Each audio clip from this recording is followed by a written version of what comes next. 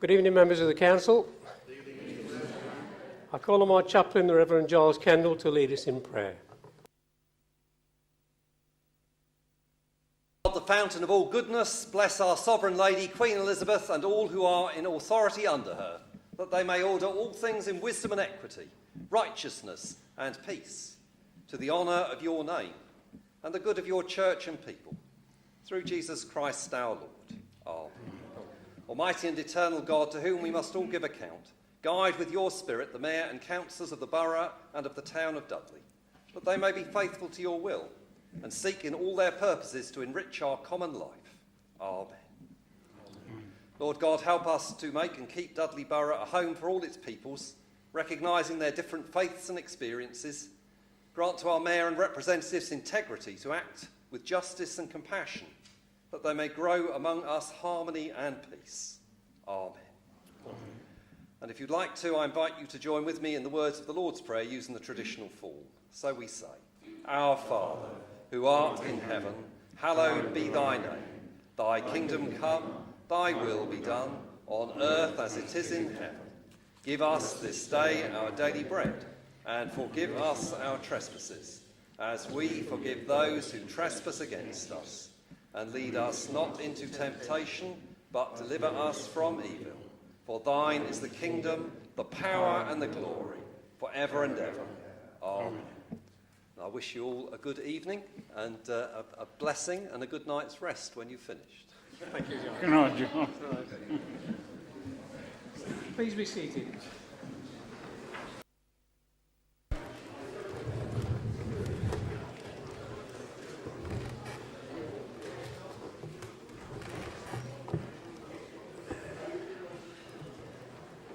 Members of the Council, some of you are obviously telepathic and remove jackets before being allowed to do so. Any gentleman who wishes to remove his jacket because of the heat may do so now. Apologies for absence. I've received apologies from Councillors Stuart Henley and Melvin Mottram. Are there any further apologies for absence? Declarations of interest. Any declarations of interest under the Members' Code of Conduct concerning the business to be considered at this meeting have been distributed around the Chamber. Interests previously disclosed by members at meetings are recorded in the minutes in the White Book. All of these interests will be taken as read. They are deemed as repeated at this Council meeting. I now invite members to declare any additional interests.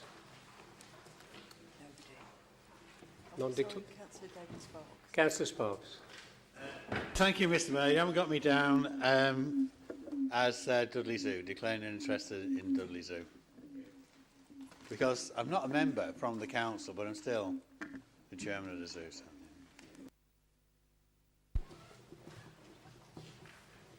Minutes of previous meetings. I move that the minutes of the annual meeting held on the 18th of May 2017 be approved as a correct record and signed. Does the Council agree? That is carried.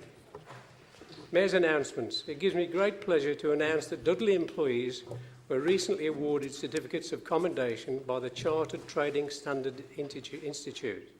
This was for outstanding work in dealing with a case involving the exploitation of a vulnerable elderly man. Can I please invite Councillor Peter Miller to say a few words?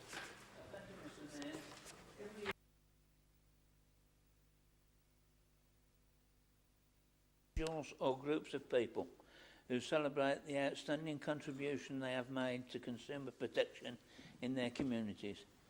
This year it was decided to nominate a team of officers from the Council's Trading Standards, Legal and Adult Safeguarding Services for an award following a successful outcome of a case involving the financial abuse by a carer, Veronica Robinson, of a vulnerable 96-year-old former Second World War veteran who is registered blind and suffering from late-onset dementia. The elderly victim had been manipulated and controlled by the carer, who had taken over £250,000 of the man's life savings over a period of time. Despite significant legal hurdles, a safeguarding process was carried out in the Court of Protection to protect the victim, and a prosecution taken against the carer for fraud and perverting the course of justice. This is the first case of its kind in the country where trading standards have prosecuted a carer for the events of fraud by abuse of position. Veronica Robinson was jailed for 5.5 years in April this year. The bulk of the money taken has been returned to the elderly gentleman. This would not have happened without the outstanding dedication and commitment from the officers concerned. I am pleased to announce that the application was successful and the following officers were awarded certificates of commendation: Christopher King, Kuldeep Mann and David Cheek from Trading Standards, Tim Holder from Legal Services and David Lund from Adult Safeguarding. Sadly, Bernard Cheek passed away before the outcome of this case, so his manager Dolores Nalani will accept the award on his behalf and ensure it is passed on to the family. Thank you, Mr. Mayor.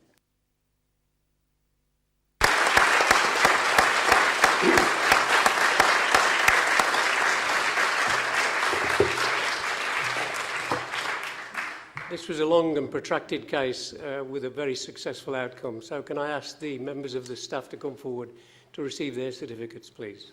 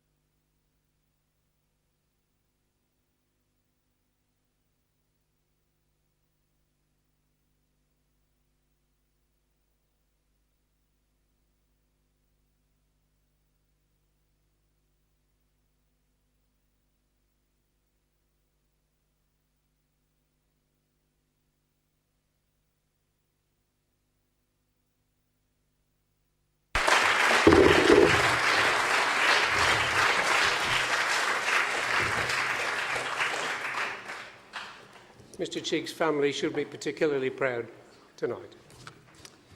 On a sad note, members will be aware of the recent death of former councillor Arthur Joseph Finch, brother to our two Finch brothers in the chamber. He served on the council for St James's from 1988 to 1992 and from 1996 to 2000.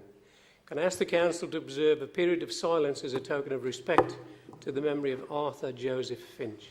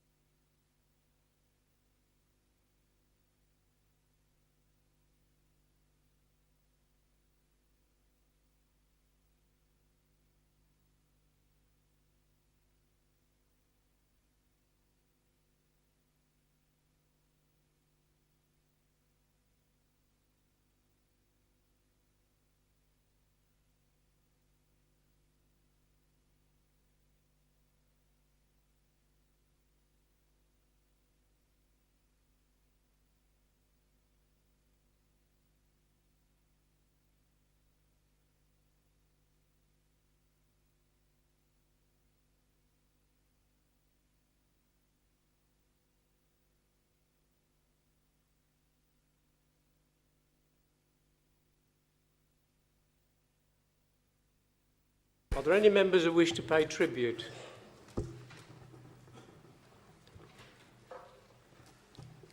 Councillor Lowe. Thank you very much, Mr. Mayor. That we don't allow a sad occasion such as this without having the opportunity to get up and say a few words. And certainly for members on our side of the family, it's a particular loss because we've lost one of our family. Now, I didn't know Arthur Joseph very well, but as all of us within this chamber, I think we've all grown to know the Finches very well, so we can be quite assured about the kind of individual that Arthur was. He served St James's for a period of 8 years with a break in the middle. Like I say, I didn't know him very well, so I've asked around to see how people would describe him, and what's coming back to me is that he's a kind of individual that even Ken and Alan would cower in their presence with. And the term pork pie keeps on coming up with, and no doubt a knowledge and an appetite for pork pies, no doubt Alan's homemade variety. All of us need to remember on sad occasions like this that each and every one of us serve the community that we're elected to do. That's a task that is with reward, but is often a very thankless task. So, on behalf of the Labour Party, particularly to Alan and to Ken and to all of the Finch family and all their loved ones, our fraternal greetings go out at this very difficult time. We've lost one of our own on behalf of the Labour Party, but on behalf of Dudley Council, we've all lost one of our proud serving councillors, Mr Mayor.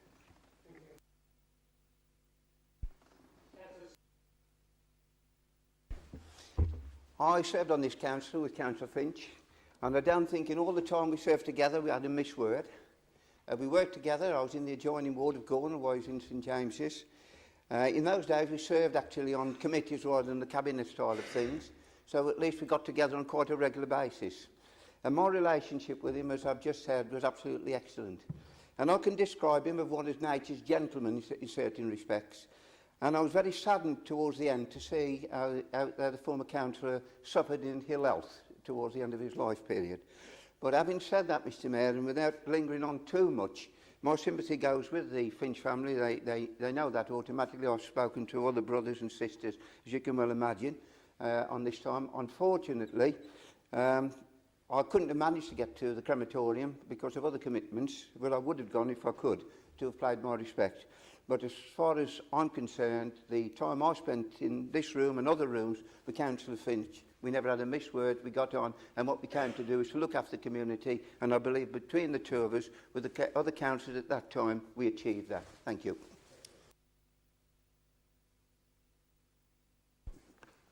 Thank you, Mr Mayor.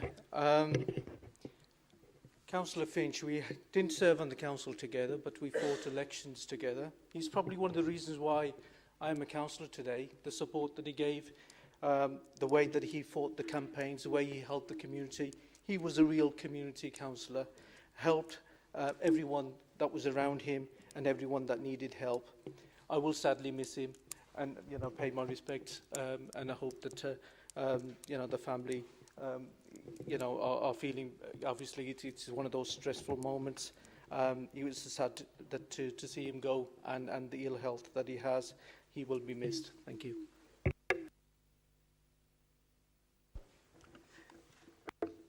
Thank you, Mr. Mayor. I will only add a few words to what has already been said. I've known Arthur for a very long time as a resident of St James's and also as a ward member of St James's. A good man, a simple man. He served the people of St James's and I believe people of Dudley with great distinction and humanity. He felt under an obligation to help anyone and everyone who needed help. He was seen many times coming into the council chamber, into the council house, straight from work or during work in his dungarees. So when I heard that Arthur's passed away, it brought back memories of the time. I think it's already been alluded to by colleague Khurshid, the times when we served together in St James's. And those are proud memories, and those are good memories to have. My sympathies are with the Finches who are here, and it was a great act of witness at the funeral that so many of us could make it. And that is a tribute to a man who was simple and humble and who served, as I said before, with great distinction, people of Dudley. Thank you, Arthur, and thank you to his family. Thank you. Thank you, members. And I know it'll mean something to our two Finch councillors that the current mayor of this borough pays tribute to their brother, to two former mayors of this borough. So our condolences. Thank you. The annual charity cricket match will be played at the Memorial Ground at Stourbridge on Friday the 11th of August at 6 p.m. There are still places available for the members' team, about 8 out of 11. So please contact Councillor Mohammed Hanif if you're interested in playing. Members will have noted that only one video screen is working tonight. The other one, the bulbs packed in it this morning. It is on order. Reports and recommendations. Capital Programme Monitoring, I call upon Councillor Patrick Harley. Members of the Council, I move that the report and recommendations of the Cabinet be approved and adopted.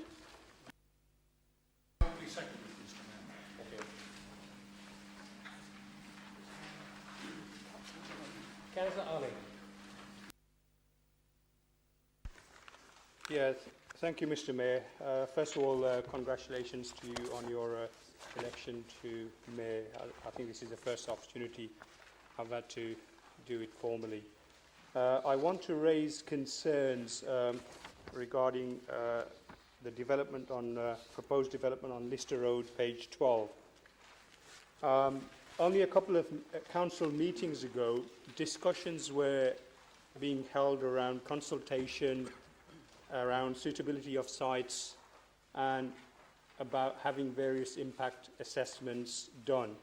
And there was talk, the talk was about Brierley Hill, about Lister Road, about Lye itself. And it now appears that none of this has happened in terms of the consultation, none of the impact assessment reports that I've seen, and things have progressed very quickly to detailed planning. And Councillor Shakespeare seems to be sending emails around to residents saying, well, the councillors didn't speak in the chamber.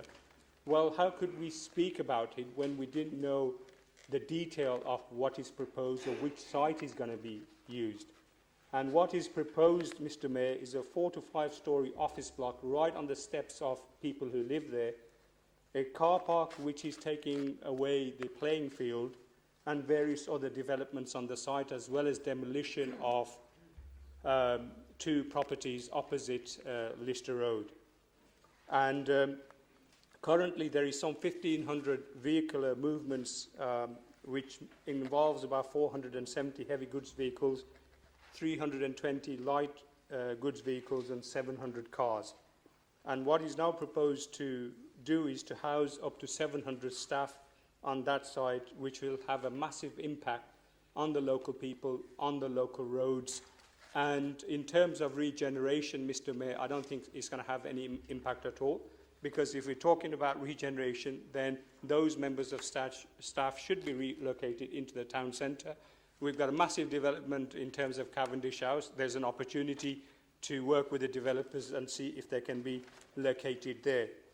As far as I can see so far, I haven't seen any noise and air pollution impact assessments, no land contamination risk assessments, and Mr. Mayor, the local people are against this.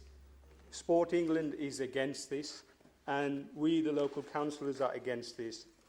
And I'm asking the leader of the council and the cabinet member to be brave and to withdraw this report and go back to the drawing board, so that we can work together with the local people and with the local councillors and to see what is viable. If not on Lister Road, then in terms of the town centre itself. I think it will massively boost Dudley Town Centre if those 500 staff or 400 staff were based in the town centre, because I don't believe that staff from Lister Road are going to be able to, within their 1 hour or 45-minute lunch break, whatever it is, to come from there into the town and back again. So I'll leave that question to the leader, and I hope he's going to accept to withdraw that report.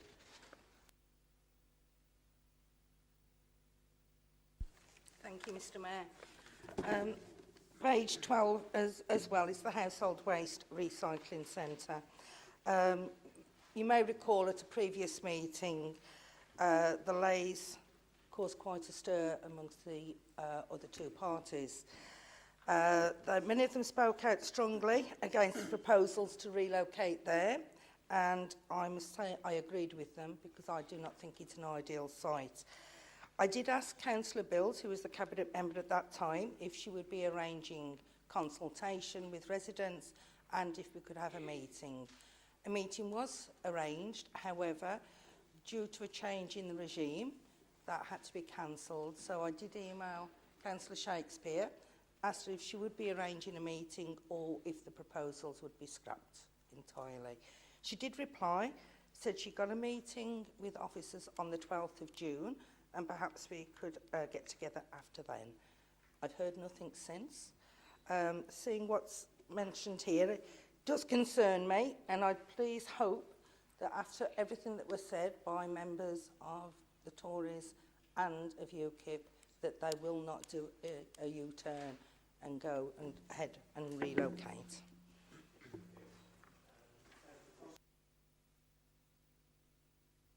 Same page, page 12, under transport, A4101 High Street, Pensnett Highway Improvement. This improvement is very much, on the High Street, is very much welcomed by the ward councillors. And in fact, some months before, we'd also successfully campaigned for a traffic regulation order to be put in place in Birds Meadow, which is a street off the High Street. And the agreement with officers was that the TRO would be put in place before the work started on the High Street so that traffic could not use Birds Meadow as a way through to avoid the traffic works. Residents have now raised with me that that TRO has not been put in place, but the work has started and their worst fears have been realised in that traffic is using Birds Meadow as a rat run to avoid the roadworks up on the high streets. So my question basically is, what is happening and when can we expect that TRO to be put in place, and what can we do to mitigate the worst impact of traffic already now taking to Birds Meadow to avoid the traffic to avoid the works on the high street? Thank you. Thank you, Mr. Mayor. Page 12 and its Lister Road development. Obviously, we're on the neighbouring ward, and me and my fellow colleagues have had a significant number of letters that have come through about the concern on Lister Road. Whilst before this development, we regularly get a spate of emails and letters about the fumes that come out of Lister Road. And I have, historically, with Matt Williams, tried to organise a number of visits just to reassure residents that what's going on there is obviously well licensed and well maintained. This is just adding further fuel to the fire. I'm really concerned about the content of this report. It says works are planned to commence on site by the end of 2017. Is there any point of having a consultation if you've already planned the works? There is no way that the public will see this as a meaningful consultation if you've already decided the outcome and you plan to do the work. I would just ask you that you have a look at this Lister Road development and give it some due consideration. That side of the ward, which is the borderline between ourselves and St Thomas's, has a lot of misery as a result of Lister Road. The roundabout entrance onto that is quite painful for residents. I have to travel it most days. The people experience the smoke that comes every evening, which is a white smoke, and people assume that is pollution. On top of that, you're going to now convert a piece of green field to a car park of some description. My question is, how much more misery do you think that these residents need before you will move on?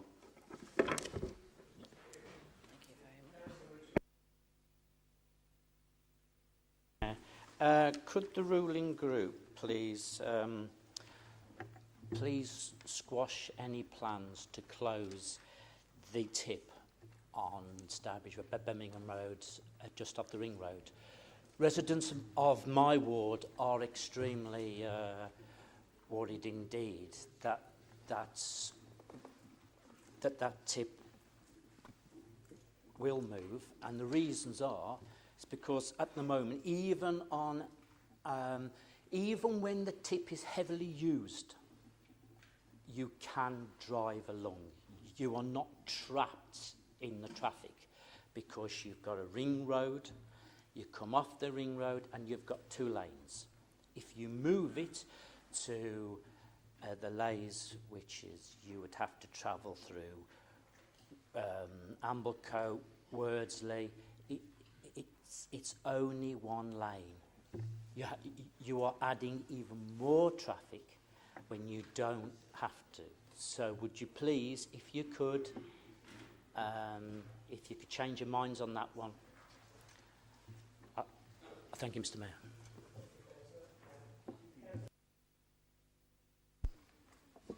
Thank you, Mr. Mayor. Mr. Mayor, can I take this opportunity to thank this council?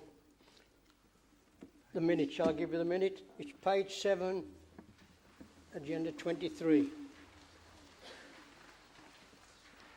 And it concerns the North Priory Community Centre. Can I take this opportunity at long last to thank this council for the hard work that has been taken to get this project off the ground, and it's practically completely now.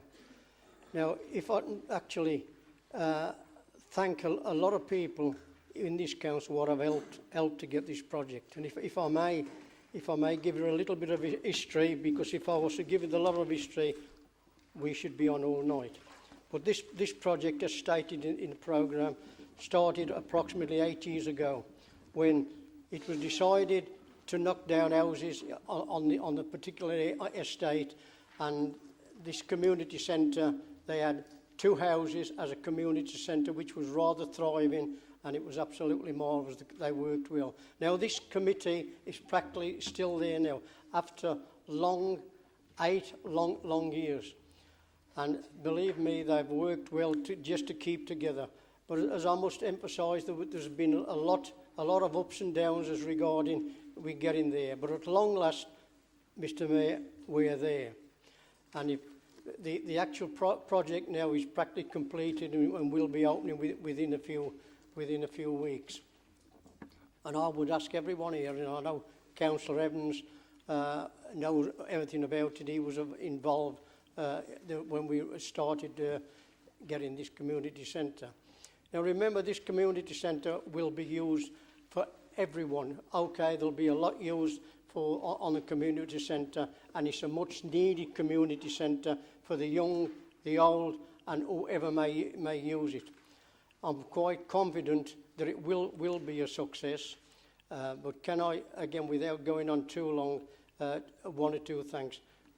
There's our leader, Peter Lowe, who actually stood up in this council and insisted, when things wasn't going exactly right, that he insisted that he'd go ahead. So, Pete, shall I say, can I thank you for your help?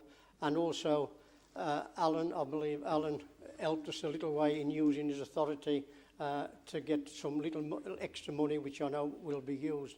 So, again, on behalf of the Tenants and Residents Association, Mr. Mayor, I would like to thank everybody who's been involved in getting this actual project and we're getting Utopia. And can I invite everyone on behalf of Sally, who's the secretary, invite when it is officially open, can I, on behalf of the committee, invite everyone down to have a look. And, you know, if there's going to be any criticism, which I hope there's not, because we as a community, you know, we know there's ups and downs, and it'll be stated about the £300,000 that we had originally, and it's gone up to £800,000. But I can assure you, Mr. Mayor, this was no fault of the actual committee. We was moving from one side to another, and the present site wasn't ideal for what we wanted, but we was moved from a site which would have took on the £300,000 that we had from the developers, and the council was going to match fund it. So the amount of money now is obviously gone up because of the reasons, the length of time. And may I emphasise the fact that we're not talking about 12 months, we're talking about eight long years again, that this actually committee have had to move from one place to another just to keep going. And, you know, if any organisations deserves a community centre, it's the Priory Tenants Association. So again, Mr Mayor, can I thank everyone around here who participated in getting where we are now. On behalf of the committee, can I thank you very much indeed. Thank you, Mr Mayor. Mr Mayor, I just want to refer to the Household Waste Recycling Centre and Lister Road. I was very disappointed because councillors in the chamber who were invited, the 3 wards that were to be affected, had nearly 2 months' notice of that meeting on May the 10th. It was actually cancelled because people returning saying they declined. 1 or 2 were saying that they were sure, but I was very upset to see that. So that meeting didn't go ahead. If it had gone ahead, on the agenda there were other sites. Other sites were being looked at. The Lays, there would have been a look round the Lays, but on the agenda were other sites that are available in the borough to become household recycling centres. When it comes to Lister Road, and it went through the Cabinet, may I remind you, it was just on principle. I personally had not seen those plans at all, and it wasn't until I came back off my holidays that I actually saw them. If I was the Cabinet member, I'd be doing exactly the same as I did before, calling a group of councillors together who were involved in their wards, and let's see what can be resolved. And finally, when it comes to Pensnet, the TRO, I signed that off. I signed it off against the advice of officers, so I would ask if Councillor Shakespeare would take up that issue with us, for us. Thank you.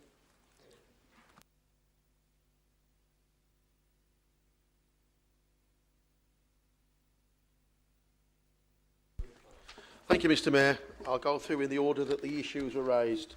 Reference Councillor Ali Anzada. I think Councillor Hilary Wills has given you a very good answer there. There was a meeting arranged and some ward members didn't attend.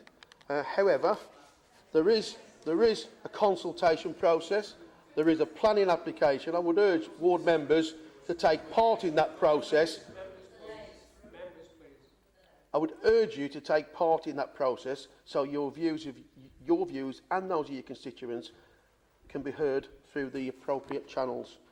Reference the Lays with Councillors Boddy and Councillor Karen Jordan. Yes, of course, we should listen to what members and the public say.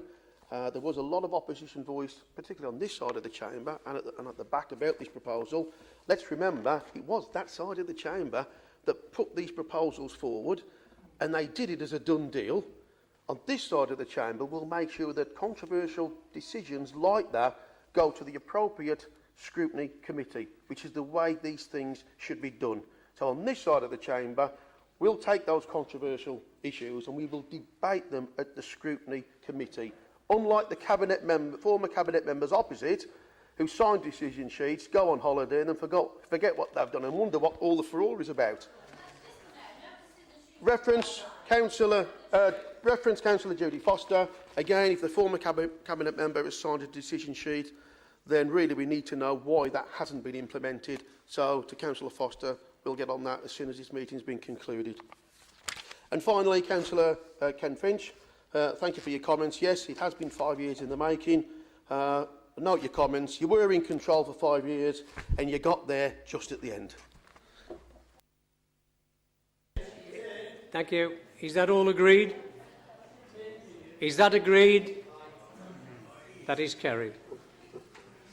Revenue Outturn 2016-2017 and medium-term financial strategy. I'll call on Councillor Steve Clark. Thank you, Mr Mayor. Members of the Council, I move that the report and the recommendations of the Cabinet are approved and adopted. Is there a seconder? Thank you.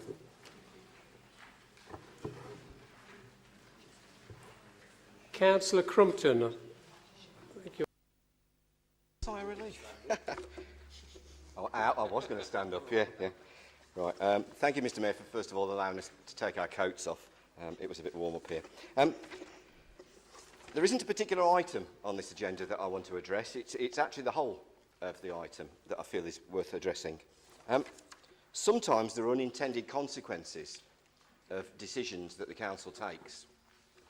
And I hope it was an unintended consequence that I want to talk about tonight. But first of all, what I want to do is point you to paragraph 31 on page 19, which talks about the equalities legislation, which applies to us as a council. And it says the steps involved in meeting the needs of disabled persons that are different from the needs of persons who are not disabled. We have to take those into account. And it talks throughout those 2 or 3 paragraphs there about equality impact assessments that should be taken out when we do savings proposals.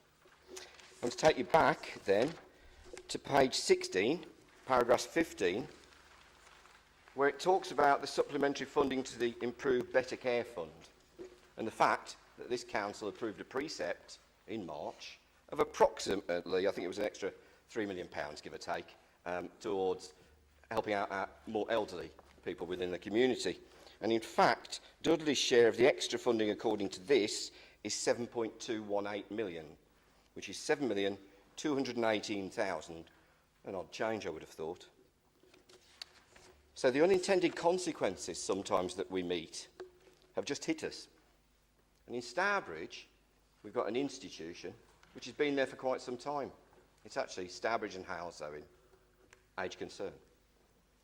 Stourbridge and Halesowin, Age Concern, have 3 properties at the moment where they do their work. They do them down the back of the fire station in Stourbridge, next to the bus station, up Green Lane, up in Shell Corner area, and they do them at Mary Stevens Maternity Hospital. The unintended consequence is that Mary Stevens Maternity Hospital, the care that they provide for between 25 and 40 people a week, every day, and what that includes is picking them up, taking them into the hospice, not the hospice, sorry, the hospital. I get those two mixed up a little. Sitting them down, giving them a cup of coffee and some biscuits, some company, maybe some dance movement, a lot of other things that take place during the week, a hot meal. But actually, and we're going to be talking about it later, I think, with emotional loneliness, they take them out of their houses where they would otherwise spend the whole day and the whole night on their own, in the main, and go into that place and have a good time for that week or that day. It costs them 15 quid a day. That's what it costs at the moment for them. I mentioned that 7,218,000 because for £15,000, and that's all it is, they've got to get out of there. We want to charge them rent of £15,000 to occupy the space at the maternity home. They can't afford it. They simply do not have the money to do so. Myself and Councillor Partridge went for a meeting with the Chief Executive last week. We saw the chair. That's easy to do. It's Fred Hunt, who many of you in here will know, the ex-leader of this council, who, when he was, as he puts it, in control of Dudley, what he did was he basically gifted the use of those premises to the Age Concern to use.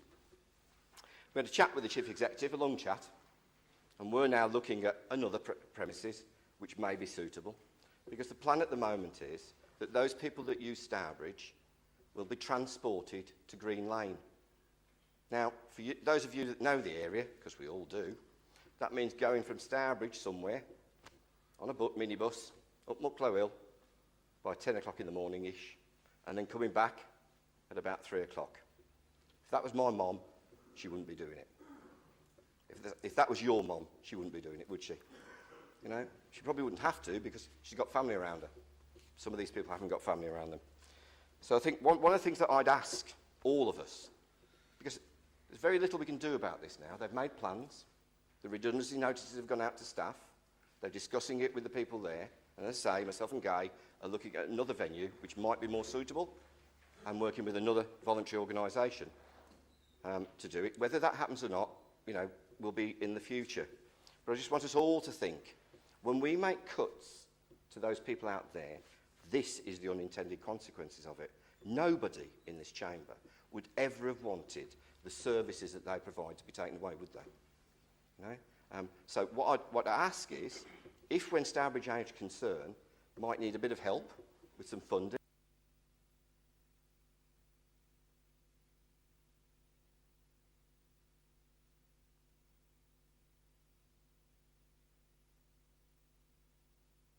No further speakers. And are we up for time? Yeah. Councillor Gay Partridge. It's all right, the clock ain't working. I can't see the clock. Okay, thank you, Mr Mayor.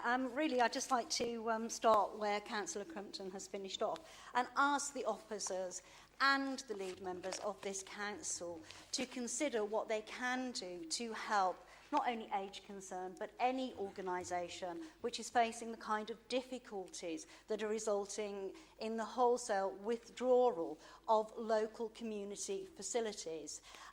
Councillor Crumpton has made a very compelling argument in terms of the amount of money that is available for this particular group, and it may be as a result of you being aware of what is happening, you could actually either revise the report or give consideration to that information and allow us actually to help these 20 or so people who are regular attenders and the 100 people who actually take part in the activities that are provided by Age Concern at Mary Stevens Day Centre.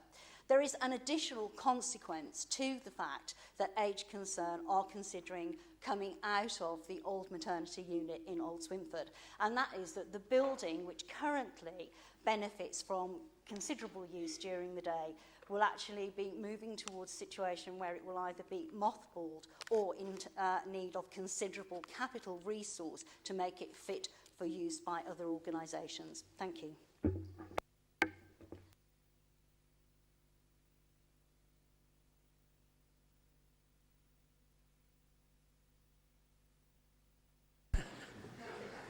I call on Councillor Steve Clark to reply. Thank you, Mr Mayor. And just to answer both of your comments, it's duly noted the fact that there have been reductions in the services. We do need to look into that. I do agree that it's not right. However, the government has put an extra 7.2 million into adult services, but I will come back to you with regards to looking into that further. Both of you. Thank you.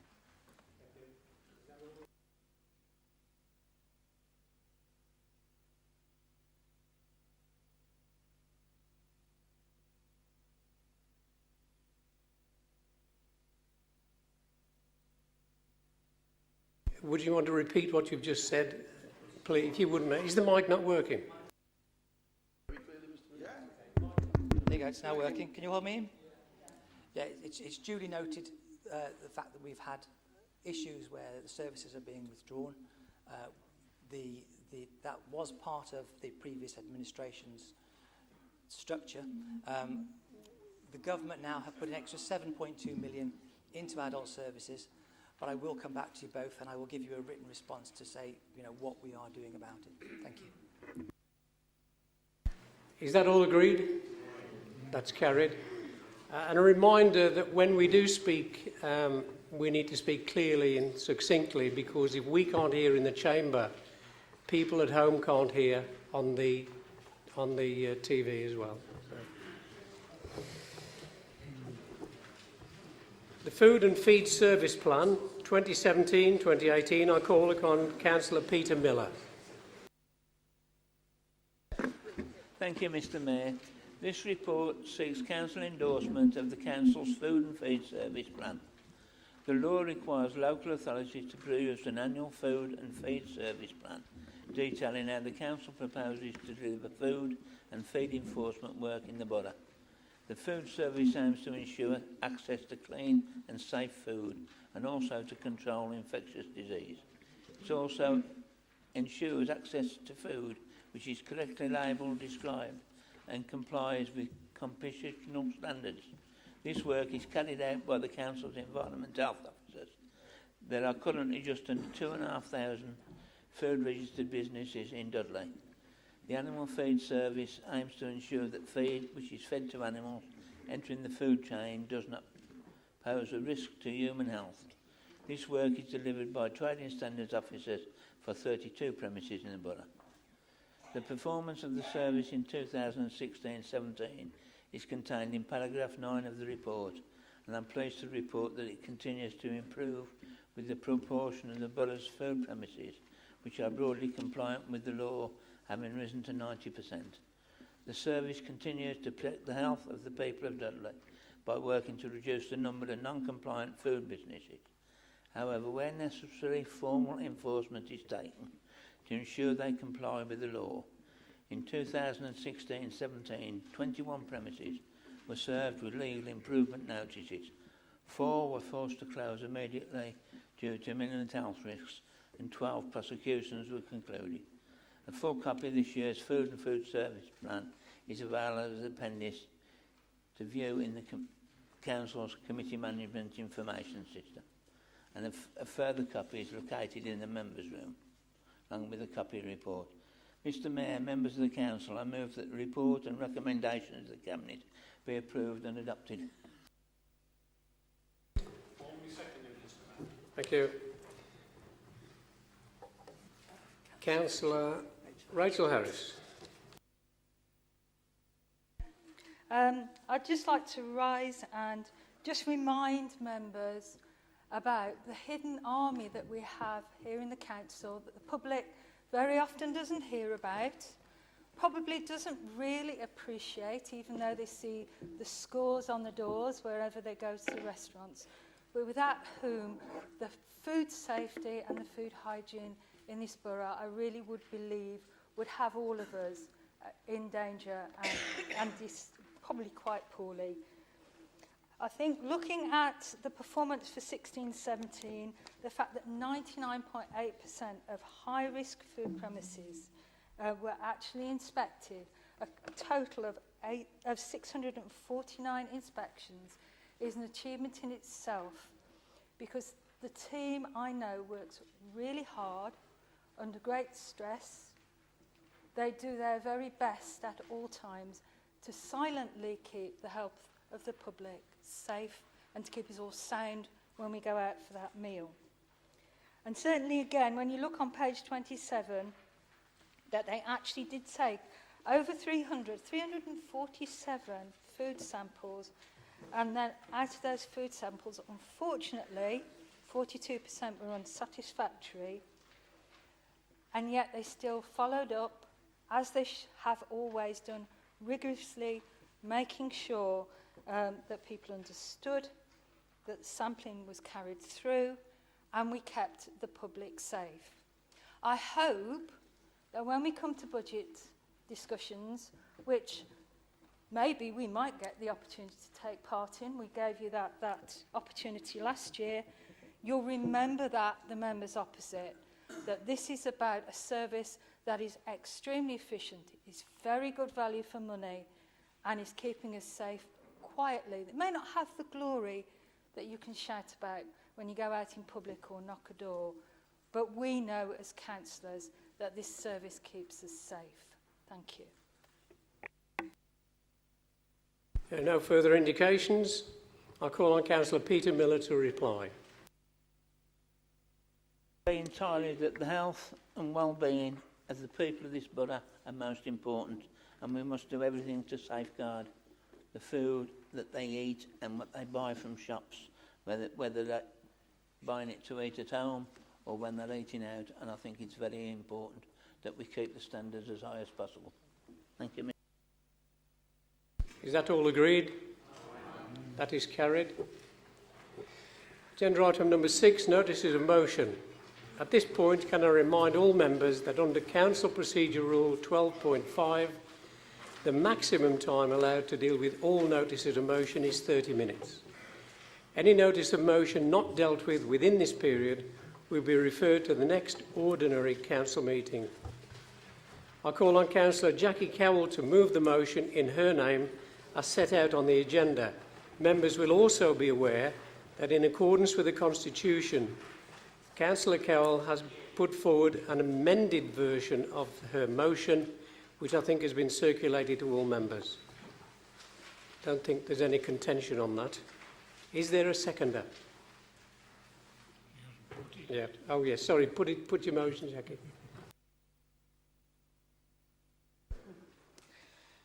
Thank you, Mr. Mayor. Members, I move the following motion as set out in the Yellow Book, subject to the additional words that have been circulated. Technically, an alteration under 14.7, as opposed to an amendment. This council notes that loneliness and isolation are a public health issue that must be tackled at a local as well as a national level. It is estimated 1 in 10 people of pensionable age living in our constituencies are likely to be classed as lonely or severely lonely. This council recognises that loneliness increases the risk of heart disease and puts people at greater risk of blood clots. Being chronically lonely is equivalent to smoking 15 cigarettes a day. Loneliness makes people more likely to drink more alcohol, eat more and exercise less. Raising awareness of the health impact of loneliness is important because it affects older people's mortality and morbidity. Councillors and the authority as a whole can play a key leadership role in ensuring Dudley is an area in which people maintain and forge social connections. Alongside, the Health and Wellbeing Board can play a central role in mapping local services and supporting local interventions to help reduce social isolation and loneliness. This council resolves to work at 3 levels to address loneliness. 1-to-1, improve information and advice on existing services and activities that reduce loneliness and isolation, making sure this information is available both off and online. Launch a local initiative to raise awareness of the health effects of loneliness and isolation amongst target groups. With our neighbourhoods, continue to roll out community-based asset mapping, ensuring that it also includes identifying barriers to keeping connected in older age and community solutions. Involve older people, including those experiencing or at risk of loneliness, in mapping local assets, determining responses and co-producing solutions. To continue to support the voluntary and community sector to build referral partnerships with frontline healthcare staff, fire services, social workers and other partners. At a strategic level, to take an active interest and role in ensuring the public health problem of social isolation in Dudley is recognised and assessed. To regularly measure loneliness and mapping need through the joint strategic needs assessment work and use this to monitor impact of interventions. And to clearly embed actions and planning for addressing loneliness and isolation within part of Dudley's Ageing Well programme or mental health developments in the Dudley Health and Wellbeing Board's Joint Health and Wellbeing Strategy. The Council further resolves that the terms of the motion be incorporated into the Health and Wellbeing Strategy to be reported to a future meeting of the Cabinet, and that further work on this matter be directed to the newly established Vulnerable Adults Alliance. As far back as 1947, Mr Mayor, the Nuffield Foundation and Seabone Rowntree studied the care of older people and experiences of loneliness and concluded that it is not dependent on physical isolation and there is no simple remedy for it. This is just as true today. Age Alliance have looked at the situation in Dudley and found that 10,000 over 60-year-olds feel lonely often. Loneliness harms our neighbourhoods and communities as well as individuals. Evidence tells us that older people who have close connections and relationships live longer and cope better with health problems. Adults with good social relationships are more likely to be part of voluntary activities or providing informal care. These go on to increase social connectedness across the wider society. In response, this council will explore partnerships and collaborations with private businesses in the borough in order to develop initiatives to identify and address loneliness under their corporate social responsibility umbrella. Working with the CCG, this council will develop systematic methods of identifying lonely people across health, social care and private services in the borough and refer those in need to community interventions. Mr Mayor, I move. Seconder.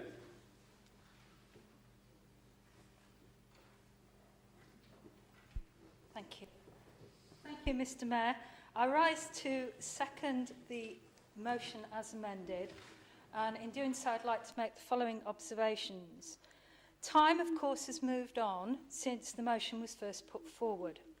And following on from the publication of our Public Health Annual Report, Ageing Well in Dudley, work is now already underway between the various Health and Wellbeing Board partners looking at this area as a priority under the Healthy Ageing programme alongside falls prevention. However, I hope that councillors will take this motion and support it in the spirit of which it is intended. I would be very surprised if there is not a councillor in this chamber, irrespective of their length of service, who has not come across the issues of loneliness and isolation in their ward. Loneliness is a complex problem.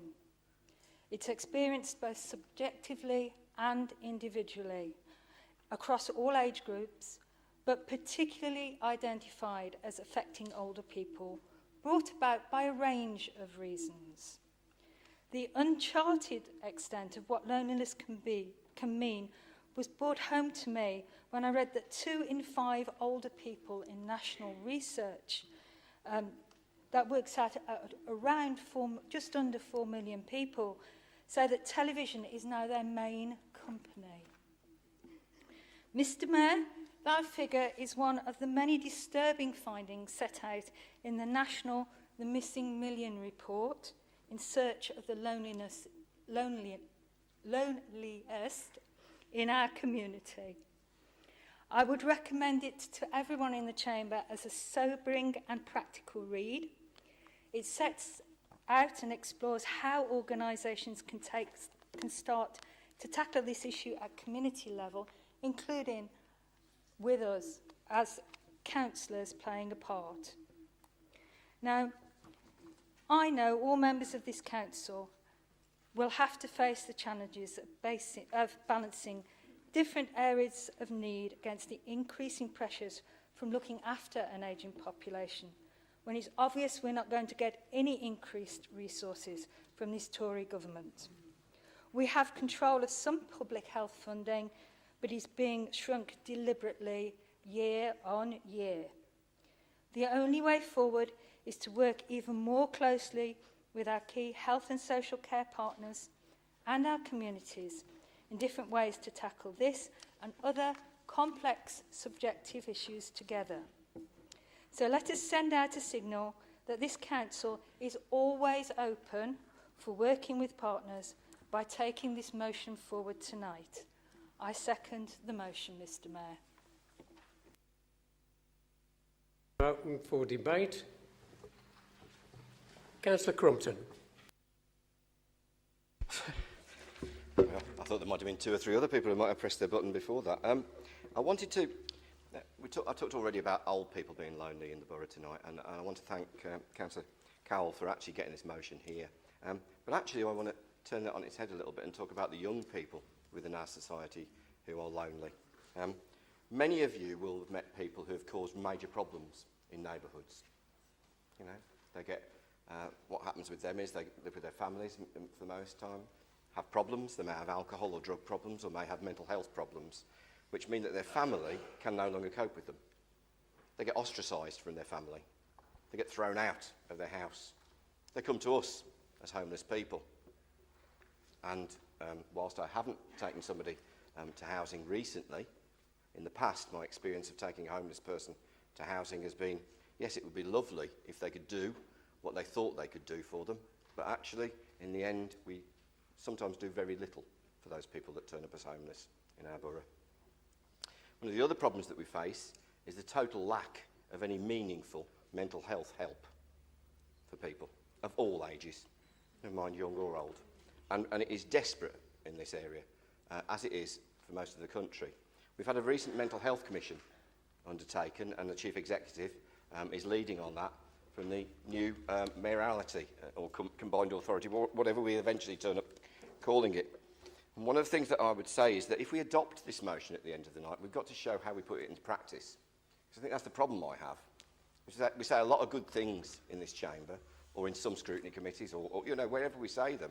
But it's actually, how do we put them into practice? I, for one, as a councillor in my ward, would want more information. I want more information from the officers that are here, from the agencies around us. The Health and Wellbeing Board, I was on that for a little while. I saw it from before it became a proper Health and Wellbeing Board. It was called the Shadow Health and Wellbeing Board, where, being honest, nobody knew what they were doing on it. And then we had a year or so of wondering what we were doing on the Health and Wellbeing Board, and I haven't seen it for 2 years. I hope it's got better. I believe it's probably got better. But what I want to see is stuff coming out of that comes to the 72 of us in this chamber and enables us to give a better service to our constituents. Because I hate to say it, at the moment, it's like trying to wade through treacle to find out what services are actually available to us. So I hope that if we adopt this motion, and things like the Joint Strategic Needs Assessment, which I found a world of wonderment at first when I was on the Health and Wellbeing Board, and it took me a couple of years to work out what that means. And basically, to me, what it meant was, if we've got a problem out in the area, how are we going to tackle it? And these are the resources we're going to put into it. But what I want to know as a local councillor is, what are you doing in Cradley? What are you doing in Woollerscote? And what are you doing in the parts of Lie that I represent? You know? And how can our people properly tap into these services to get a much better service, which is what they deserve and which they're currently not getting? Thank you.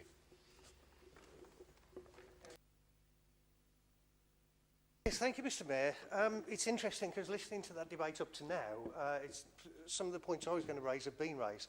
Councillor Crumpton, you made two very good points. I'll refer to Councillor Harris. You used the word isolation, because the first thing I think of when I hear the word loneliness is isolation, and they're not necessarily the same thing. There can be different reasons for different elements of that. And Councillor Crumpton, when you mentioned about young people, actually loneliness can be at any time in life, and the emphasis seems to be here about older people, but actually older people who are lonely might well have been younger people who were also lonely, and maybe if we can break that cycle earlier, we can do more for them. I was also pleased for you to mention the issue of how do we put this into practice, because it is wonderful to have debates. They're very high-minded and well-meaning and well-intentioned, but it's what do we practically do to make them work and to turn this good motion into an even better outcome.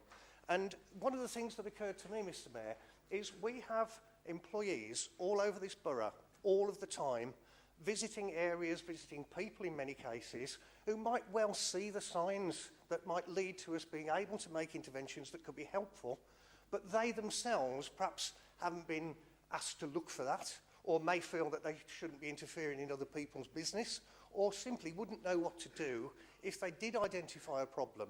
And that's something we can practically do now. If our staff who are working on areas like loneliness made a toolkit available to us in this chamber and to our employees and made it part of their job almost to say, if you pick something up, bring it to us, these are the places you can direct people for help. I think that would be a very practical thing we could do quite easily, because I'm sure that information is there. But I don't know about you, I frequently find that I get an inquiry from a constituent.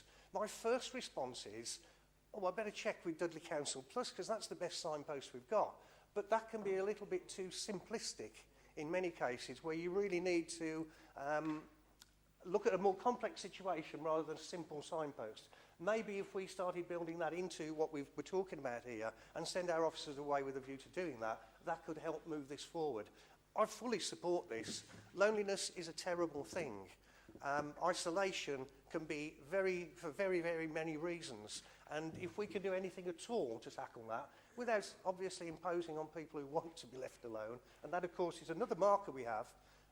We talk about hard-to-reach groups. These will be probably one of the hardest to reach, because the very nature of the problem means that not that many people come into contact. So that's where I think we should start, Mr. Mayor. I agree with this wholeheartedly and support the proposals here, but let's make it practical too. Councillor Foster. The motion proposed by Councillor Cowell as well. I'm sure that all of us in our wards have got examples of organisations that work with the public sector and the statutory sector to provide services to older people. I'm very fortunate that in my ward that I have 3 active community associations. They're all bidding for money to provide activities for older peoples in their area. For example, just today I spoke to the chair of Brockmore Community Association, who runs a Derby and Joan Club every week, and that supports about 60 people from the immediate area and beyond, who might otherwise be spending all day at home. But what I have noticed is that these activities are increasingly being run by ageing people themselves. They're frequently challenged by a lack of practical support from within the community, often heavily reliant on contributions from service users and memberships and funding that's only available on an ad hoc basis. And that can be really challenging when, for example, there's an expensive repair to address at in their centres. So I would like to see any asset mapping exercise give consideration to the sort of support we provide to voluntary organisations providing these services at the moment, help them plan for the future, particularly succession planning, perhaps helping them to identify more people in the community who can continue to work with them to provide these much appreciated activities. And that might be, for example, getting younger people who might be interested in a career in care work involved as part of their training or accreditation. So, Mr Mayor, I look forward to seeing the incorporation of this motion, if adopted this evening, into the health and wellbeing strategy and seeing it coming forward to Cabinet.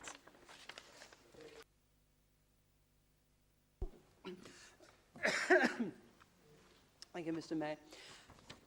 I think there's no doubt that you're going to get cross-party support on this notice of motion. I think it's an excellent notice of motion, probably one of the best ones we've probably had in this council chamber for some time. A lot of very valid points have been made this evening. Councillor Crumpton in particular. Councillor Foster, you mentioned about the asset mapping and also working with our young people. We've talked a lot about social isolation for our older people. We've also got a significant problem with social isolation for our younger people as well. Spending so much time on social media with hundreds of friends, but actually in the real world, those numbers are probably few and far between. Certainly the work around the Health and Wellbeing Board is important, and it's good to get that strategy on board and also engage with our partner organisations. I think that is a crucial piece of work, but certainly we need to put it into action. We need to engage far more. As Councillor Aston will know, that as a member of the Fire Authority, our colleagues at West Midland Fire Service do excellent work in terms of the home safety checks and keeping a very visible eye on our vulnerable people in terms of hoarding, any potential mental health issues as well. I think one of the other things that we need to look at is, certainly as Councillor Jones said, is effective signposting. We've got so many different organisations across this borough, and it's making sure that they all talk to each other and we as a local authority engage with them as much as we can and support those individuals. We've got supported lives, a sort of befriending of our older people as well, which I think is another way. We talk about looking after our vulnerable children, our children looked after in fostering. We need to move forward and work a similar arrangement for those at the other end of their lifestyle, life cycle as well. But certainly, from me personally, I wholeheartedly support this notice of motion. Thank you, Mr Mayor. Thank you, Mr Mayor. Can everybody hear me? Right, thank you. I'm extremely happy to support this motion that Councillor Cowell has put forward. Health and Wellbeing Board has a strategy 2017 to 22, and you will be seeing that in the not too distant future. And it states on there that 42% of older people in Dudley say they feel lonely often or at some particular time, compared to 34% in England overall. And these figures that are quoted are from 2013. And also, as we know, feeling lonely and isolated is one of the main reasons that people access health and social care services. And we need to tackle this. But the thing is, it's not just about older people, is it? Earlier this year, I chaired the schools debate in this very chamber, and the wording was, does social media make us more lonely? Now, that was the children that set that motion, that was the debate. And the result at the end of it was, yes, social media is wonderful, we can learn lots of things, we looked at the issue of bullying, but at the end of it, they voted that yes, it did make us lonely. And I think that times have changed. we've all had youngsters, a lot of us, or know of youngsters who are gamers and they like to game, they like to play games on their phone, and they've got their Xbox, the PS4, whatever, the latest thing. And it does make them isolated, even when they're wearing the headsets and they're communicating with somebody in the USA and they're playing, you know, the latest Halo game. They become isolated. If they go out in the streets or go on the parks, we get calls as councillors that the kids are causing antisocial behaviour. And we need to start looking at our strategies across the borough with regards to that. Because as I've said before, and as Councillor Barlow has made the point, you know, that social media can make us lonely and feel that perhaps we're not having as good a time as everybody else around us is. And it's also interesting that in the last couple of weeks, before I had sight of Councillor Cowell's motion, a relative of mine took retirement from West Midlands Police last year, and he's joined a group called Boys in Blue. You may be aware that they offer DIY, you know, cutting your lawn and cutting your hedges. And he came to me to say, I've never known anything like this. He says, when I was a copper, you know, I had to go to incidents and I had to deal with different things, and I could make referrals. He says, but I'm turning up to jobs where they don't really want the lawn cut. They don't want the hedge cut. They want to speak to someone because they haven't seen anybody. And this became apparent during the general election recently, where I was campaigning for our wonderful candidate. And I knocked on the door of an elderly gentleman in my ward. No response in the middle of the afternoon, you know, oh, he might be at work. And as I got to the end of the drive, I heard this knock on the patio, on the door, and it was a man calling me back, a very elderly man, who said, and I said, I'm so sorry to disturb you, I'm here on behalf of such and such, you know, and he said, you're the first person I've seen in 4 days. So I stood on the doorstep, and I spoke to this gentleman for 20 minutes, and I intend to go back because I've passed it on. And I came away, and I'm not kidding you, I got to the end of the drive, and I sobbed my heart and soul out, because nobody should, stop it, Councillor Perks, nobody should be in that position. And we're seeing more and more of this, and we need to do more and more. And yes, as Councillor Foster has said, we've got community groups, we've got a Derby and Joan, we've got a wonderful group that have set up in Gornal together. And we know people that we can go and talk to, and we will have the usual people ring us because they've got an issue. But a lot of the time, they just want to talk to us. I will support this wholeheartedly, and I will do whatever I can. And in my role as Cabinet Member for Children's Services, I will try to look at buddying up, because we've had this happen in the past where children from local primaries have gone to speak to older people's groups, and they've buddied up. And there's no reason why we can't get this going with something like the Duke of Edinburgh, and to progress that and get the generations together. I support it wholeheartedly.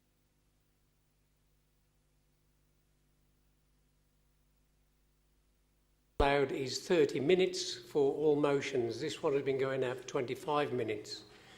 I have indications from 4 more members wishing to speak. If that was the case, then this would not be finalised this evening. From what I'm hearing, there is a wish for this council to actually get involved and look forward for this. I would ask, first of all, do all the members who have indicated they wish to speak still wish to speak, or do they wish to withdraw? 2 have withdrawn. Councillor Peterlow. No. You've withdrawn. Councillor Ali. Okay. In that case, there are no further indications to speak. Thank you very much for that.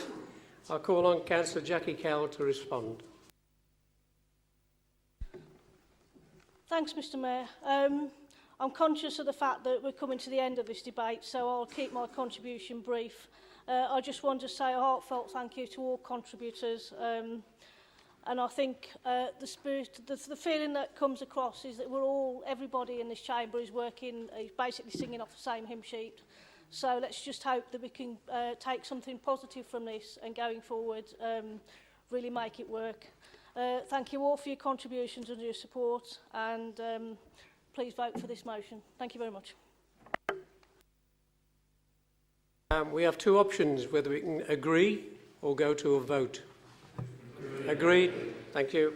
That motion is now carried. The motion put forward by Councillor Cathy Bayton will be held over into the next normal council meeting.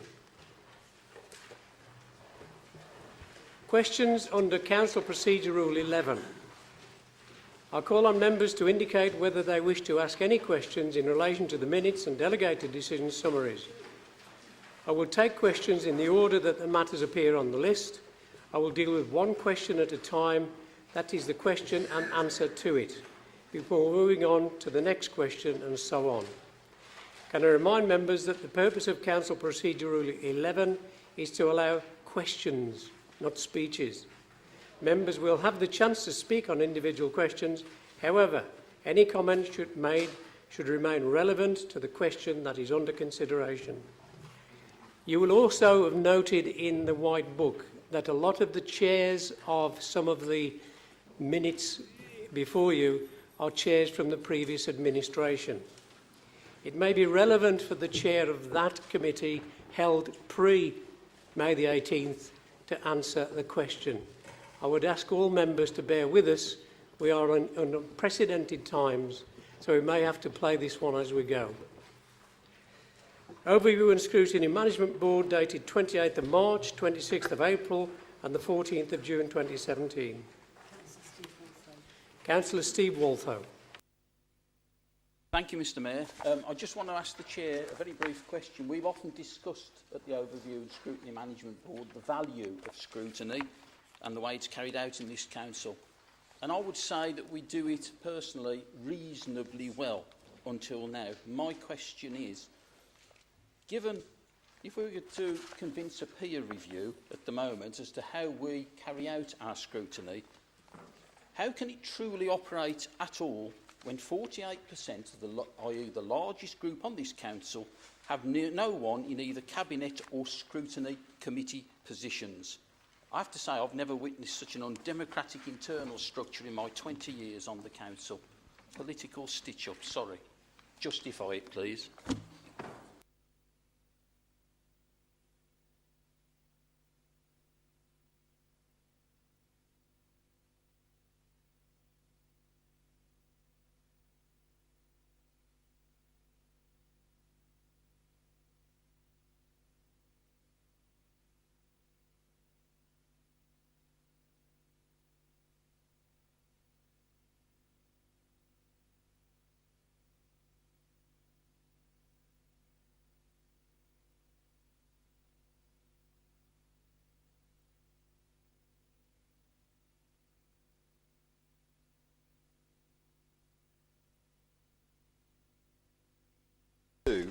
On page 17 of the White Book,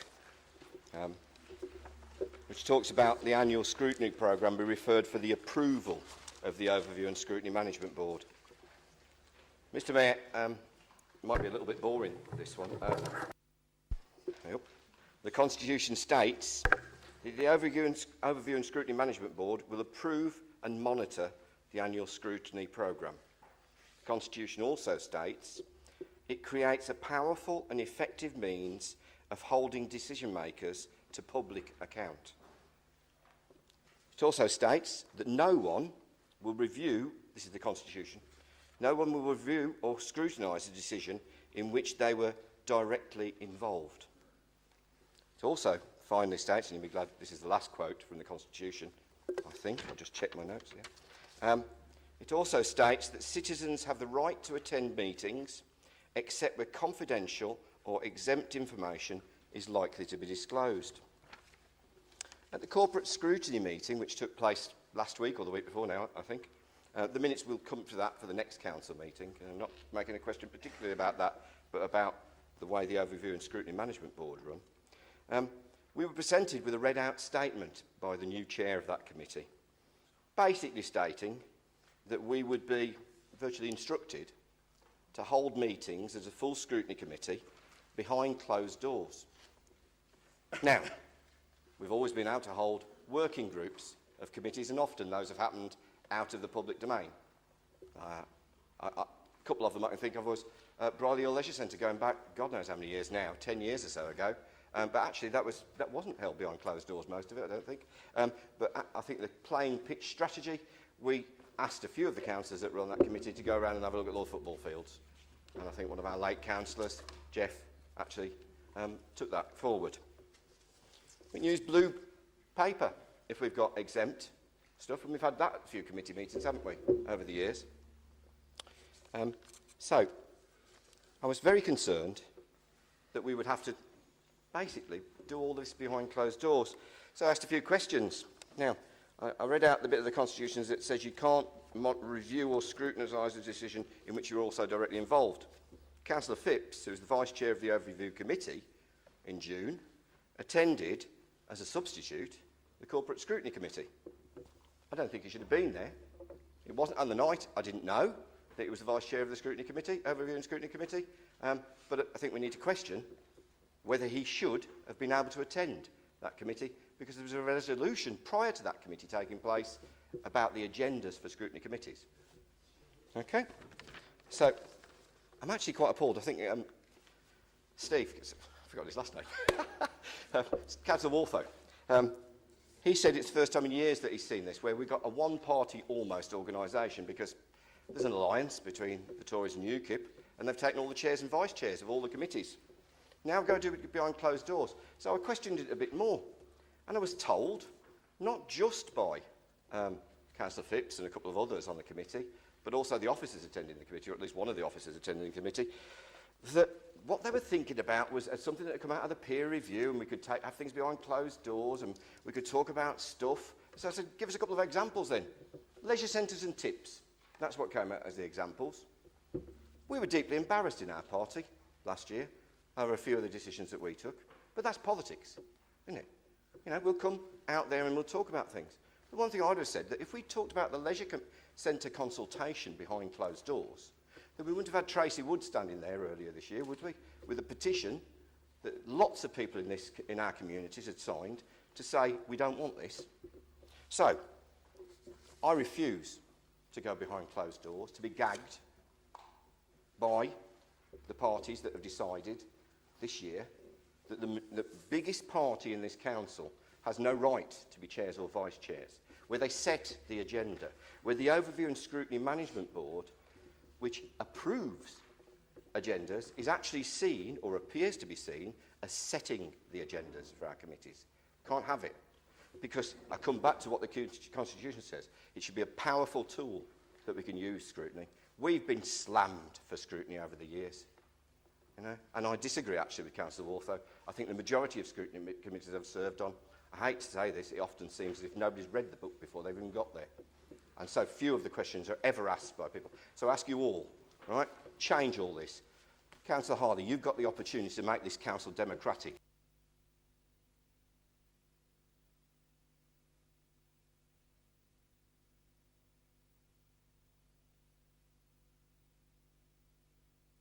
Points 1 and 2 under item 7. And I'll be fairly, well, as brief and as succinct as I can be over this issue. I think Councillor Waltho and Councillor Crumpton raised some important points, which I think ourselves as a council have got to learn and develop from. So there'll be a number of questions for whether it be the previous chair or the new chair, and I'm really happy whoever the Mayor instructs to answer those questions. The first question's a simple one. When in the history of Dudley Council has the largest party been excluded from all chairs and vice chairs of all committees? Simple question, happy for a written response. The second issue is with regard to, I understand how politics works, and I understand how coalitions, no matter how chaotic, can be discovered and agreements made between in dark and enclosed rooms. But I'm making this point, Mr. Mayor, on the basis of the people that we serve outside. And it's an issue of governance and it's an issue of scrutiny. What page 17 infers, and again I ask the same question, how does a Labour member, one of those 35 members of this council, get an issue to be scrutinised? Because the point is essential, and whether we take it away from this council chamber this evening and start to work on that, the opposition must have the right to bring issues to bear, because otherwise, as Councillor Crumpton says, you're simply gagging 48% of this council chamber. Now, I'm the first to recognise that that may not be the deliberate design. It may well be that the handshakes were done in order to exclude the largest party in order to do that deal. But I tell you, Mr Mayor, it is not good government. If anybody reads the daily papers, you will see local authorities at the moment being pulled over the coals because of their inability to have all-party representation and governance. It will lead, unfortunately, Mr Mayor, unless there is a succinct amendment and change, to reciprocal agreement. My group are very clear that what is dished out in 1 year will be returned, and people, everybody within this chamber, will understand fully that that is not my approach. I've always been a believer in that the opposition, whoever that opposition should have scrutiny, chairs and vice chairs. And I believe that is mature politics, and that is, Mr Leader, proper scrutiny in order to ensure that all parties are involved. So there should be chairs and vice chairs, because I would be interested to see how we overview and scrutinise. There will be a reciprocal agreement when this party takes control, should this party take control next year. But there'll be a very firm agreement that after that 12 months we all learn the lessons of this absolute madness. Because if we're to serve the people of Dudley, then all parties should be represented in that representation and scrutiny of that. And a soily deal just to exclude 48% of this chamber does you no service, certainly does your coalition chaotic partners no service, but importantly does the people of this borough absolutely no service. And I will make it clear, Mr Mayor, you're not going to gag us.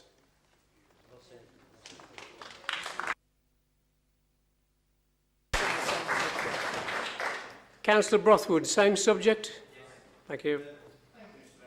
I think Councillor Crumpton should retract what he said with regards to alliance. I think he forgets that the Labour Party were offered a cabinet position. We didn't accept a cabinet position. We weren't offered a cabinet position. So I think you should reflect on that. You were offered a cabinet position, a cross-party position. I think you should stop listening to your union paymasters and actually listen to what the deal was offered to you. Thank you. Thank you. Yeah, thank you, Mr Mayor. On the issue of scrutiny, I don't think we'll take any lessons on scrutiny from the party opposite. Weekly bin collections, green waste, leisure centres, the Stourbridge Tip and the Lays, Junction 3 of the M5, all agreed in the Labour Cabinet Room. Markham's team announced to the press, and then it hits the press, and then the problems start. Not over there, not here, but on your own backbenches. That's not scrutiny. And then you have members of the party opposite on scrutiny committees that huff and puff when members on this side are doing the job of scrutiny. And you've got members on that side, experienced members, who should know better, huffing and puffing, looking at the watches. And you dare cry and bleat that you've not got any paid positions? Yes, shame on you, Al, because you're one of the ones that looks at your watch. No, thank you, Mr Mayor. Members of the council, please. Mr Mayor, The Labour group had the chance to scrutinise last year, and they absolutely blew it. Announcement after announcement after announcement, not scrutinising the relevant scrutiny committee, but announced at Cabinet, announced in the press, before even their own backbenchers knew about it. Now on to the so-called coalition. There is no coalition.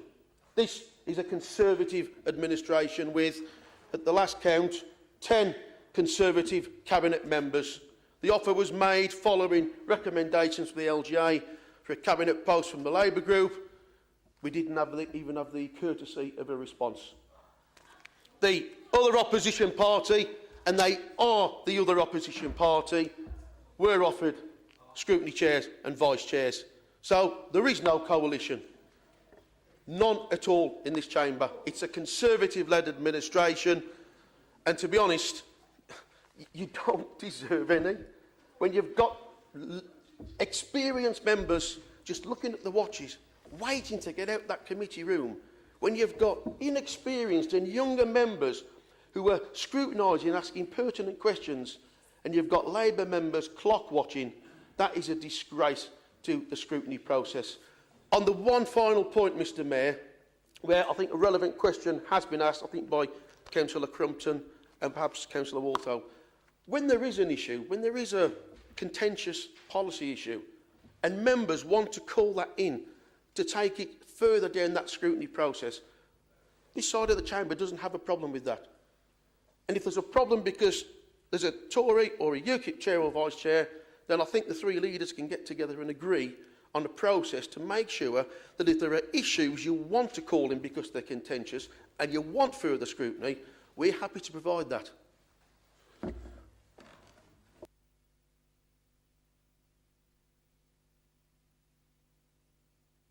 Just a question, really. The offer of the Children's Services post, Councillor Harley, if I recall correctly, in the email there was no mention of the LGA, there was no mention of the Labour group, and there was no mention of the leader. So, could you explain to me how that offer was made correctly, please? Because I don't think it followed a procedure.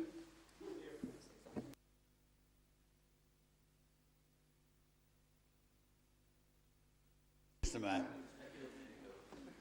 in getting involved in this debate now, I've got two choices. I can either get down to the level of the current leader of the council, who is absolutely consistent in everything he does, in not answering a question, or deal with the actual question. And as a former chairman of the LGA, I'm going to deal with the actual question. I'm not going to be tempted to get down into the gutter and slag it out. At the Cabinet meeting, I raised the question of scrutiny, Mr. Mayor, and didn't get an answer from the leader of the council. We have asked a legitimate question again tonight and not got an answer. You can offer a cabinet place to the man in the moon, but it has absolutely nothing to do with the scrutiny function. You can have a Labour mayor, but it has absolutely nothing to do with the scrutiny function. Scrutiny is meant to be separate to the executive. That was why it was put there. It was put there for accountability to democracy. You may argue about the efficiency of the scrutiny process. You may argue about scrutiny under different administrations. But the fact, as the leader of the opposition has stated and asked you a question, when was it in the history of this authority that one party took upon itself as an executive, because you are a de facto executive, if it looks like a duck, quacks like a duck, it is a duck.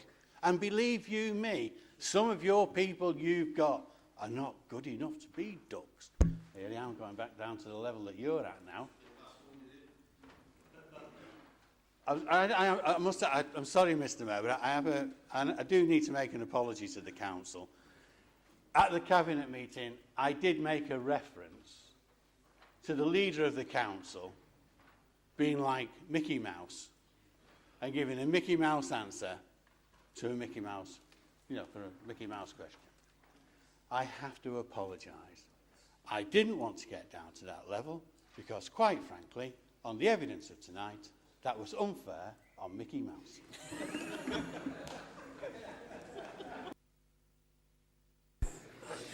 There are no other indications to speak. Councillor Millwood, a different subject? On the overview and scrutiny, different subject. Ask that question. We'll ask the Chair to answer afterwards. Ask that question now.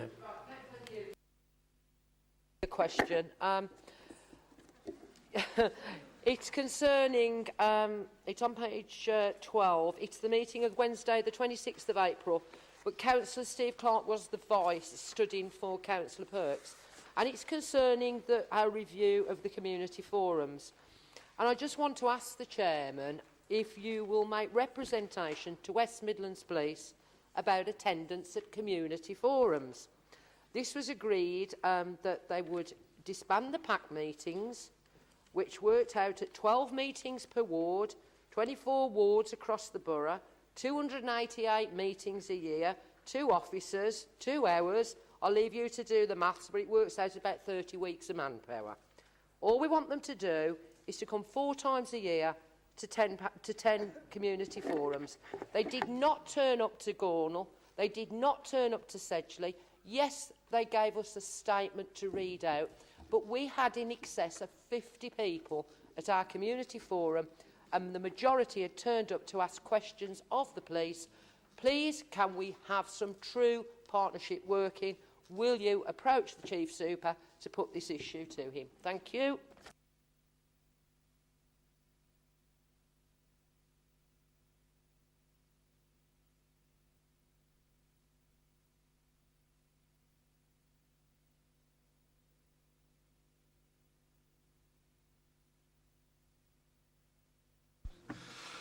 Thank you, Mr Mayor. I'm not actually sure there was too many questions in there, to be honest. But I'm going to start from wherever my scribble notes will take me, with Tim. One of the first things you said to him is about opposition chairing scrutiny. I didn't make that decision. That was made by a vote in this chamber. I'm sure you were in, you were present. Nominations were put forward and there was a vote for chairs and vice chairs, correct? Yes. Thought so.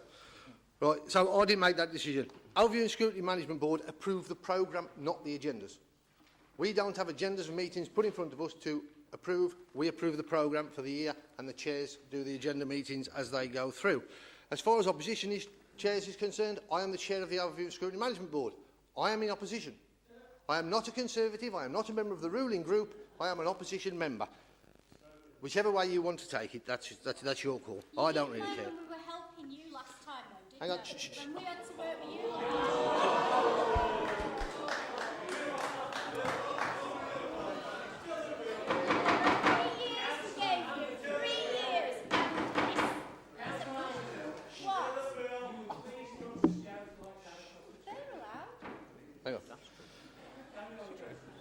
Thank you, Mayor. The other one, Mr Mayor, that Mr Crumpton referred to, I do want to make this clear about the behind closed doors. There's nothing about being behind closed doors. What we've done, these are working groups. My belt's just broke.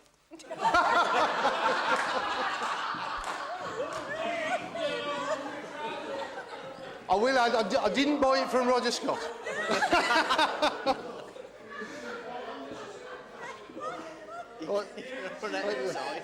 I know, too many points.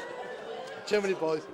Mr Mayor, can I just point out it's gone out. I need a wee. Mr Mayor, these are working groups, and this was discussed for a while, and we've done this for a reason and for a purpose, because last year we had a bit of political play in the chamber on the bins proposal. We asked for information. It got into the public arena because obviously it went onto the agenda for Cabinet. And we asked for information for that before it got to the chamber, and there was all sorts of to-ing and fro-ing, and understandably there was political point scoring going on. What we've aimed to do is, a lot of the questions that would have been raised through scrutiny, we would like this to be done through working groups, and the minutes from these meetings will go public. You know, once it reaches the Overview and Scrutiny Management Board, or when it reaches Cabinet. Hang on, Tim, I'm talking. I didn't interrupt you, thank you. And the idea is that the questions, which are, you know, with the bins, would have liked to have been how many families will need bigger bins, how much will the bigger bins cost, how many will we need, will we get better recycling? This sort of information, we'll get this information, so when it actually comes to the council chamber, it will have already been scrutinised to a point with a working group, which gives you two benefits. One, all the questions that are going to be asked are probably answered. And two, there is an element of cross-party support before it even comes into this room. Whether it works or not, we don't know. We've not done it before. We're going to try it. I'm all for innovation. I'm all for trying things. Let's try it. If it doesn't work, Ilviana used the bins as an example. There could have been anything. So that's the answer to that one, Mr Mayor. And again, if we'd have used that process, Tracy would have had no reason to attend this chamber, because all the questions that she put forward could have been asked by us, elected members, in a working group, and decided that it wasn't the best way forward, and then it could have been put to Cabinet as a proposal through scrutiny team. I've only been a councillor 3 years, and I seem to know the system better than you. Right. And nice bit of political posturing, Pete. I think I was quite impressed. You've obviously been watching and learning. I'm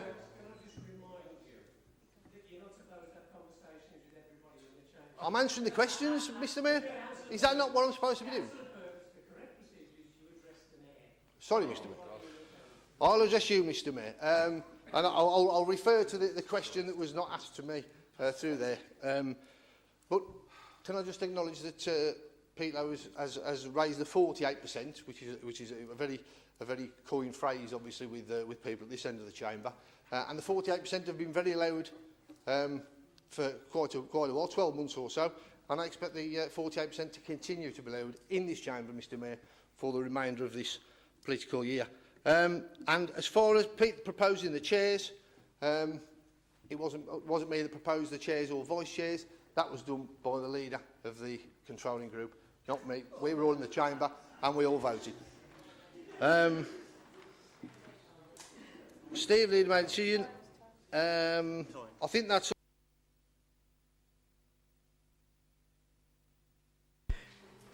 Health and Adult Social Care Scrutiny Committee dated the 5th of April 2017. Councillor Elaine Taylor, yes. Right, page 21. At the top of the page, Ward A1 and A3, Russell's Hall Hospital.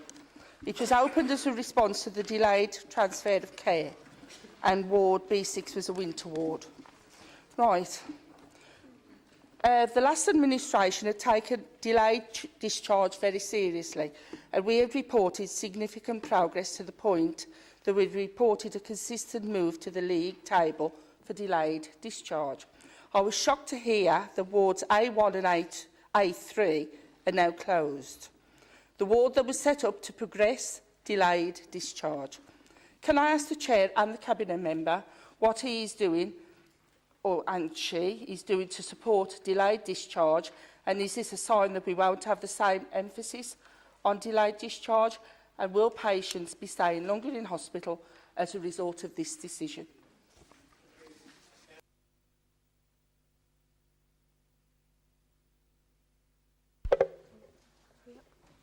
Hi, yeah, in terms of the delayed transfers of care, obviously it is on the working programme, and it is something that we will take. Sorry, Mr. Mayor, that we will take very seriously in the new year. Mr. Mayor, if I may, we have had some further information that I can pass around as a written response. If Councillor Taylor is happy with that. 9th and the 31st of May 2017. None. Audit and Standards Committee dated the 29th of March 2017. Councillor Adam Aston. Thank you, Mr Mayor. My question is regarding point 48, in particular the reference to the financial statement at the top of page 37 in the White Book. I have been lucky enough, if those are the right words, to sit on the Audit and Standards Committee for the past 4 years. As you would imagine, we receive regular updates on the current financial position of the Council, including details of our long-term debt. As you'll be aware, Mr Mayor, prudent long-term borrowing is how this authority, every authority, affords to build things. Included in our overall debt figure is about 340 million of debt given back to us by central government and relates to the National Housing Subsidy System. A further 160 million is debt from the old County Council, which we administer on behalf of the other 6 West Midlands authorities. That leaves about 240 million of historical borrowing that we generally spelt on capital projects. So, Mr Mayor, you'll imagine my dismay when on the 24th of May, this edition of the Dudley News plopped onto my doormat. 738 million debt shock. The first quote comes from Councillor Brothwood, who nearly passed out, apparently, when he saw the balance sheet. I do hope you're feeling better, Councillor Brothwood. We have walked into this, Councillor Harley said. The overall impression given is that the Labour group have somehow managed to run up £738 million of debt in the last few years, which is simply not the case. My question to Councillor Brothwood brings us back to the audit of financial statement. Mr Mayor, if I was aware of the details of our long-term borrowing as a mere member of the Audit Committee, why wasn't he, as the chairman of the Audit Committee for well over a year, why was it such a shock? Also, I wonder if Councillor Brothwood can confirm that our external auditors have never raised any concerns regarding the level of long-term borrowing at this meeting or at any meeting that I've attended in the last 4 years.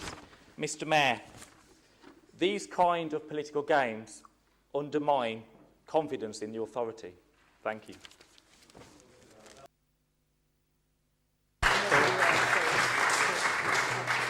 Councillor Brothwood to reply. Over many generations and for multiple sources and for multiple reasons.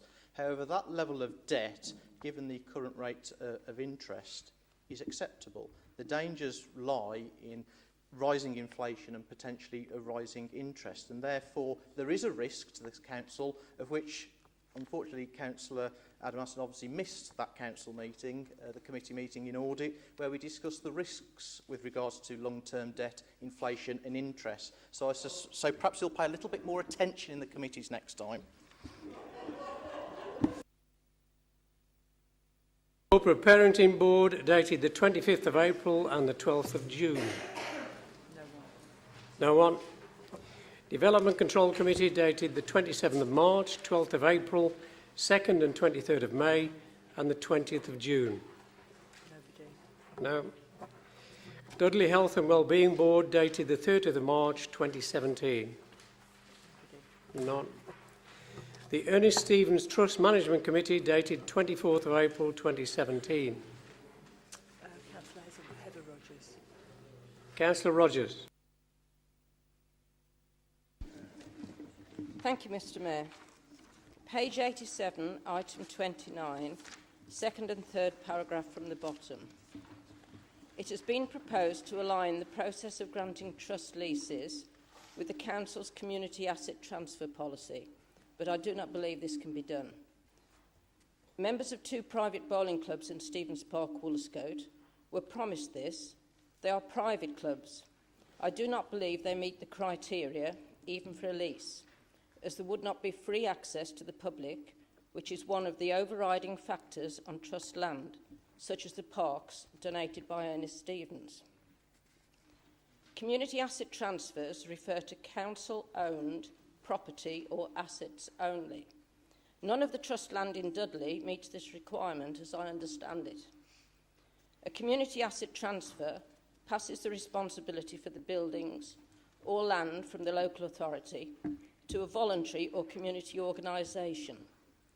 As the council do not own trust land, but must hold it and maintain it in perpetuity, the responsibility for this should remain with the council. As it cannot be done, could this intention please be removed? A community asset transfer, as I've said before, relates to council-owned assets only. Regarding leases on trust land, these cannot all be dealt with in the same way. Each governing document, which are legal documents, must be checked separately, as they all differ. If there are any conditions, as per the Charities Act 2011, reference may need to be made to the Charity Commission. We, as trustees, must not give away the responsibility for such important areas. I request, please, that community asset transfers are not used on trust land. Thank you, Mr. Mayor.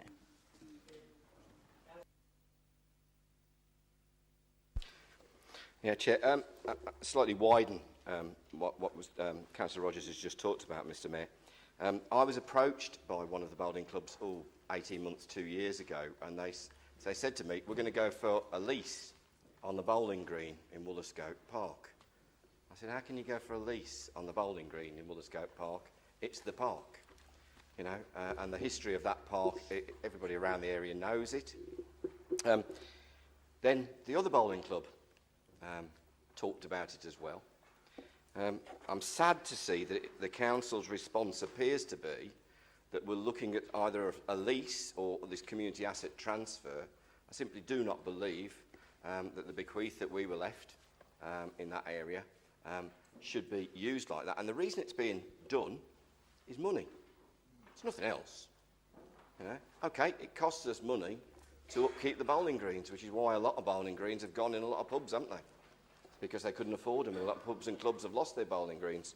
There's been a lot of work done on Mary Stevens Park by the Friends of the Park group, you know, and they may or may not support this. I'm going to their meeting tomorrow night just to talk about some of the issues that face them at the moment.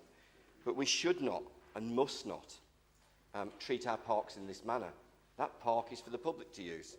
The fact they've got a lock on the one bowling greens area is a point that we've raised a few times. We can understand it. Where it's situated in the park, it's out of sight. It could be subject to vandalism. And for many years, it has to be said that some areas of the park around there were not kept as well as we'd have liked them to be. And we struggle. We know we struggle at the moment with our parks because we had a few years, didn't we? Back in the late 90s, early 2000s, where there was quite an investment in parks. It was a government initiative, a Labour government initiative at the time. And I think everybody welcomed it. You know, we set up a lot of Friends of Parks groups, we had a lot of aspirations, and we changed forever, I think, the structures of some of our park and brought a lot in. But this is not the way for us to be going. I think it's desperately important that we don't do it. And I'd just like to widen it just one little bit further. Parts of Lyme Woollerscote Park now were sold off. Right? The money for the Stevens Trust came from the sale of the land around that park. Not from Stourbridge, not from Quarry Bank, not from Home Real, not from, Richard, but not from other parks. It was the selling off of land around there. And one of the things that I'm going to be talking about tomorrow night with that parks group is the fact that we should have a proportion of the Stevens Fund allocated to us in that area, because we haven't had any for ages. And that was partly, I've got to say, because of the way it was controlled by the old Stourbridge Area Committee and the way it's been used within other parks in our borough. You know, they know which park they are. And I think for me, I think it's important we keep the principle of a park is there. If we have to find some ways of getting some funds in to keep those bowling greens green, then so be it. But not by a community asset transfer and not by leasing off a public area to one select small group of people that would disallow other people from using that beautiful park in the centre of our ward.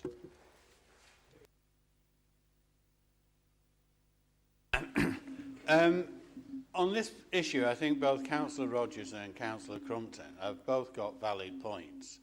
But the proposed course of action in terms of deleting the possibility of a community asset transfer, I think is the wrong way forward.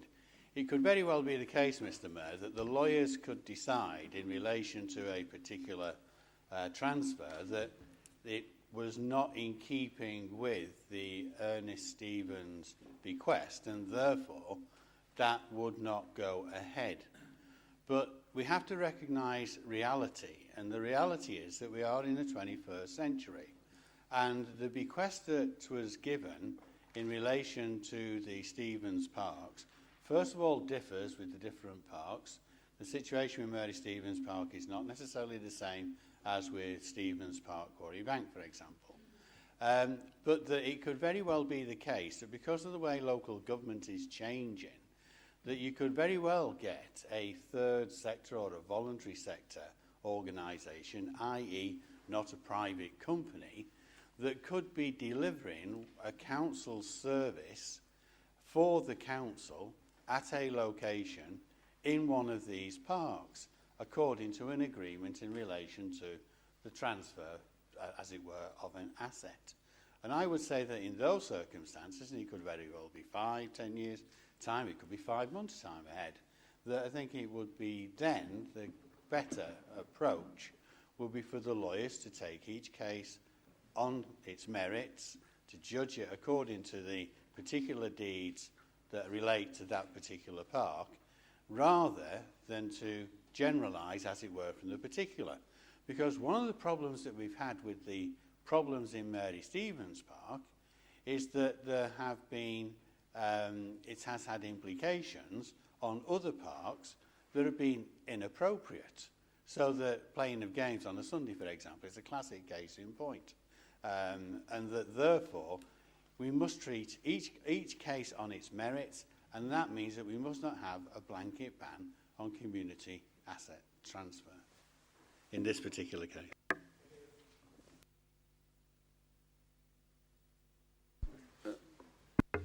Thank you, Mr. Mayor. Firstly, Councillor Rogers is perfectly correct in saying that where asset transfers are concerned, you must own the property involved first, which is something we do not do. So that sorts the one aspect out. Councillor Crumpton, you were very fair in your presentation, and you were very honest, and you had accepted that what Ernest Stevens gave us in 1929, 1931 and 32 varied and had been very good. It had lasted for 85 years. And actually, it's been a brilliant deal for the successive councils.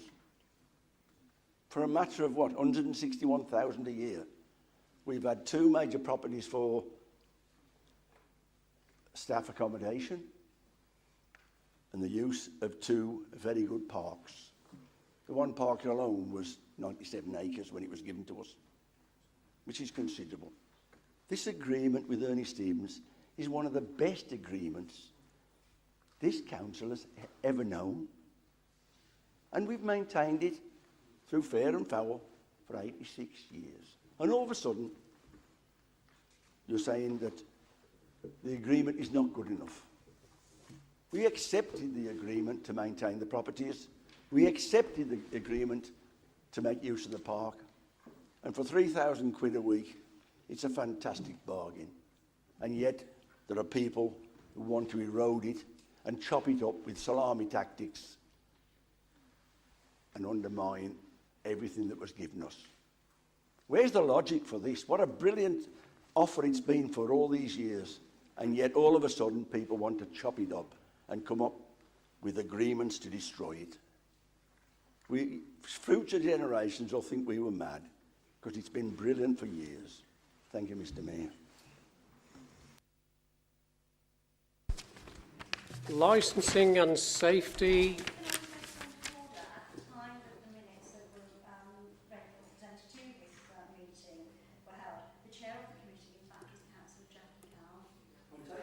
Right. Yeah, if you recall at the start of the White Book, I did say that it might be appropriate if the former chair wished to add anything to the answers. Councillor Cowell, do you wish to?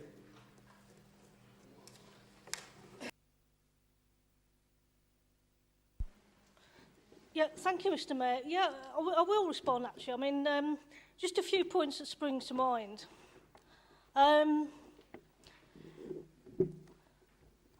As the lead group will, I'm sure, be beginning to realise, this council does need to look at all options, and sometimes they may not be ones which some people may be comfortable with, but we are where we are.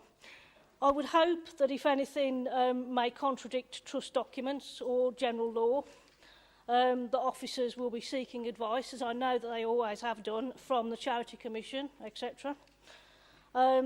I think I need to remind you that in this particular in these kind of examples, asset transfers can actually relate to longer term leases. I think it's actually any lease over 7 years is actually classed by the Charity Commission as an asset transfer, so we need to be careful about the language we're using. And in some cases, without those, certain things just won't happen, and some buildings will simply fall into disrepair. So we do need to bear that option in mind. Of course, there is now one alternative. You always slated us for not simply putting the money in. Why did we have to consider asset transfers? Why were we doing this? Why weren't we doing that? You are now the lead group. If you wish to use a different alternative, then you need to look at the budget and you need to make that money available, because if that money is available to our parks and facilities, then we will not need to be looking at asset transfers. We won't need to be looking at putting up the fees. You are now in a position where you have that opportunity. If you can manipulate the budget in such a way that you can get that done, then let's see the colour of your money. You've called for it throughout the time that I've been chair. You've demanded we spend more money. You've said that we're doing the wrong thing. Let's see how you do it in the next 12 months. Thank you. Both Chair and former Chair. Licensing and Safety Committee dated the 22nd of May. Nobody. No. Licensing Subcommittee 1 dated the 18th of April and the 6th of June. Nobody. No. Licensing Subcommittee 3 dated 2nd and 23rd of May and the 20th of June. Nobody. No. Licensing Subcommittee 4 dated the 4th of April and the 16th of May. Nobody. Taxes Committee dated 18th of April and the 15th of June. No. The Cabinet dated the 8th of May. Nobody. Delegated decisions. Councillor Khurshid Ahmed, decisions 1 and 2. No. Councillor Nicholas Barlow, decision 3. No. Councillor Hilary Bills, decisions 4 to 6. Councillor Karen Shakespeare. Councillor Shakespeare. Decision 5. Just to point out that as a result of the changes by the previous Cabinet member, I have been promoting that residents can have extra recycling bags and boxes with the request through Dudley Council Plus, so that they can recycle more of their recyclables at home. Thank you, Mr Mayor. Well, thank you very much, Councillor Shakespeare. It wasn't an easy decision, but we have to remember that those sites were decided when we didn't have curbside recycling. 5 of them have been gone for a year. One in our own ward disappeared because people were upset about it, and that left the other 5. The contract was not tenable when it came to that point, and that is why I made that decision. I think there should be other ways of recycling that we're looking at, but I agree with Councillor Shakespeare. Curbside recycling is the way to go. People should use it. If you are a business, you have to remember you can visit the Household Recycling Centre 12 times for free a year once you've applied for your permit. So that plenty of opportunities, Mr Mayor, for recycling. Thank you, Councillor Shakespeare. Councillor Ian Cooper, decisions 7 to 10. No. Councillor Patrick Harley, decision 11. No. Councillor Rachel Harris, decision 12. No. Councillor Ian Kettle, decisions 13 and 14. No. Councillor Pete Lowe, decisions 15 to 17. No. Councillor John Martin, decisions 18 to 22. No. Councillor Anne Millward, decision 23. No. Councillor David Sparks, decisions 24 and 25. No. Councillor David Stanley, decision 26. No. Councillor Karazada, decisions 27 and 28. No. Can I remind members that the action notes of community forums are now published only on the CMIS system. Members may, however, still raise questions on the following meetings. Halesowin North and Halesowin South Community Forum dated the 19th of June. No. Netherton, Woodside and St Andrews and Quarry Bank and Dudley Wood Community Forum dated the 19th of June. No. Brierley Hill and Brockmore and Pensner Community Forum dated 21st of June. No. Castle and Priory, St James and St Thomas's Community Forum dated the 21st of June. Councillor Ali.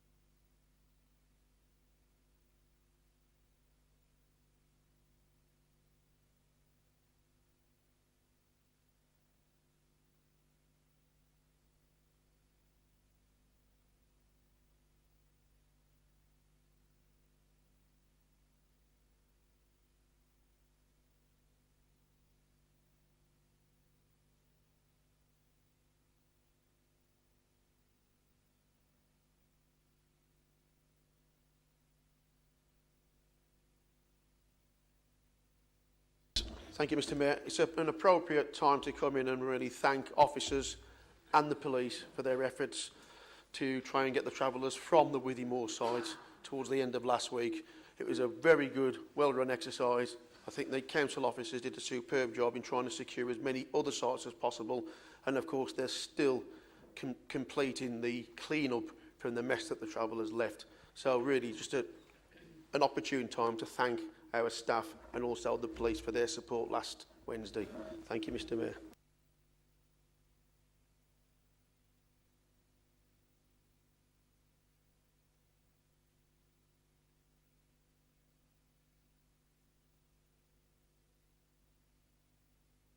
Well, I would have done, Mr Mayor, but I thought that Councillor Harley might have covered it, but I will.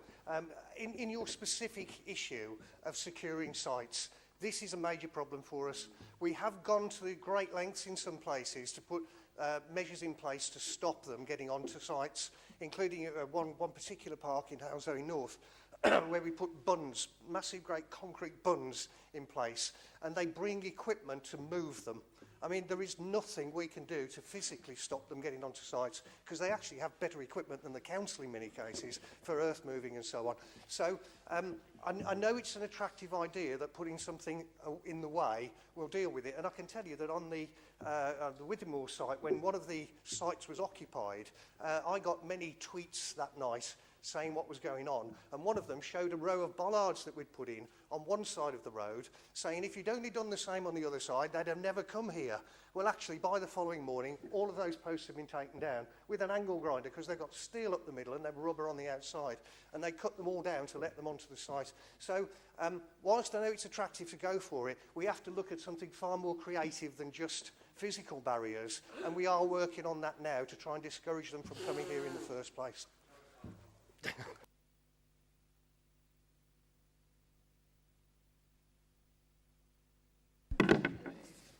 Thank you, Mr Mayor. Firstly, I'm grateful for my colleagues for raising this issue, because us in St James's have recently had a few issues with travellers on 3 different sites. I'd also like to thank the officers and the police for their support. I will say, however, it was a long and hard-fought battle, and I would be grateful, if you could keep us updated as to the future progress, please, and what we're looking into. And if it's possible, if you can email myself and Councillor Ali directly as well, because it is something which the members in our community forums do raise, and I'd like to report back to them as well. Thank you. Leith, Kingswinford South and Worsley Community Forum dated 22nd of June. No. Norton, Pedmore and Stourbridge East, Wollaston and Stourbridge Town Community Forum dated 22nd of June. No. Cosley East and Sedgley Community Forum? No. Belvale, Haley Green and Cradley South Community Forum, 26th of June? No. Gornal and Upper Gornal and Woodsetton Community Forum, 27th of June? Councillor Stanley. It was noticed that the police didn't actually turn up. Although alluded to by Councillor Millwood previously, they did send a note of what was taking place. But considering the amount of people that actually turned up there with police-related matters, and it has a replacement for the pact, it was decided that the council officer present, along with myself as chairman, contact the chief executive, hopefully to try to get this matter resolved, because it affected another one in our area as well. And we do need to get it resolved. I don't know whether the chief executive has received any correspondence from Mrs Taylor, who is the liaison officer, but she was asked to contact the chief executive to get this matter sorted out once and for all. Unusual request now to ask Councillor David Stanley to answer himself.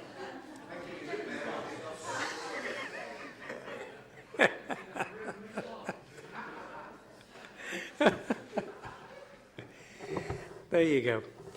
Amblecote, Cradley and Woolerscote, Lyon, Stourbridge North Community Forum dated 27th of June. Councillor Richard Boddy. Councillor Richard. Thank you, Mr Mayor.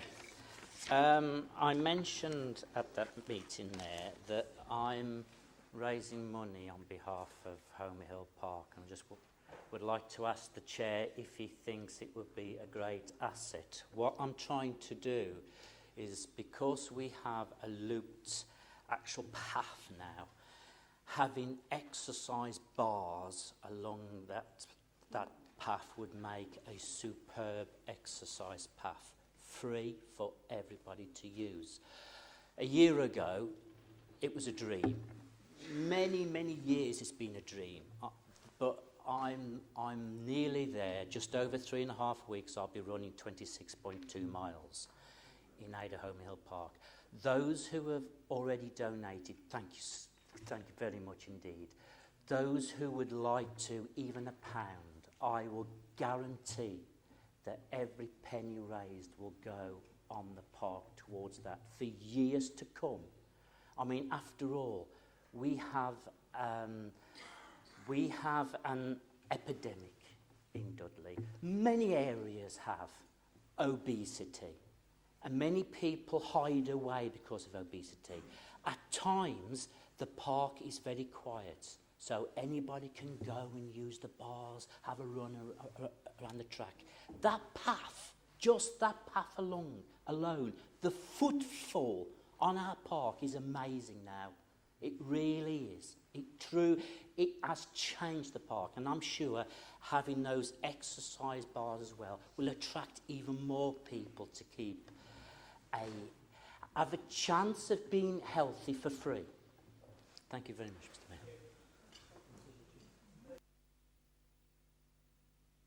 Mayor. Hart, and thank you for the long journey you've taken to get to the position where you're going to run a marathon. I think that deserves a round of applause.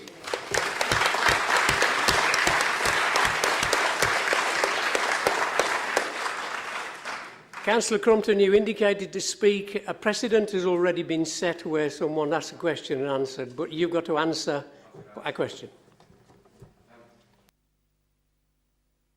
That the only reason he's doing this running is because he likes lycra.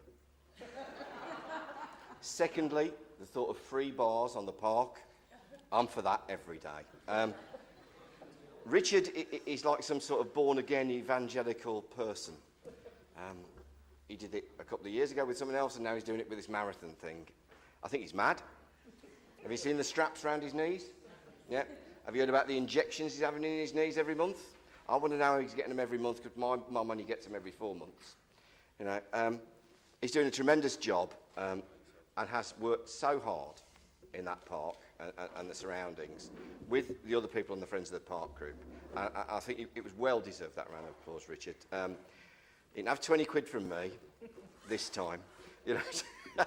And I'd hope, we used to have a thing in the unions, it was called the brown paper box. And as you walked out, you put a tenner in it when we were doing fundraising. If you did that tonight in here, that would be 720 quid, wouldn't it? Yeah, just a thought. Not everybody will have a tenner on them. I haven't. I think my missus had nicked it this morning. But again, thanks, Richard. You're doing an absolutely fantastic job, mate. There is no urgent business, so that concludes the meeting of this council.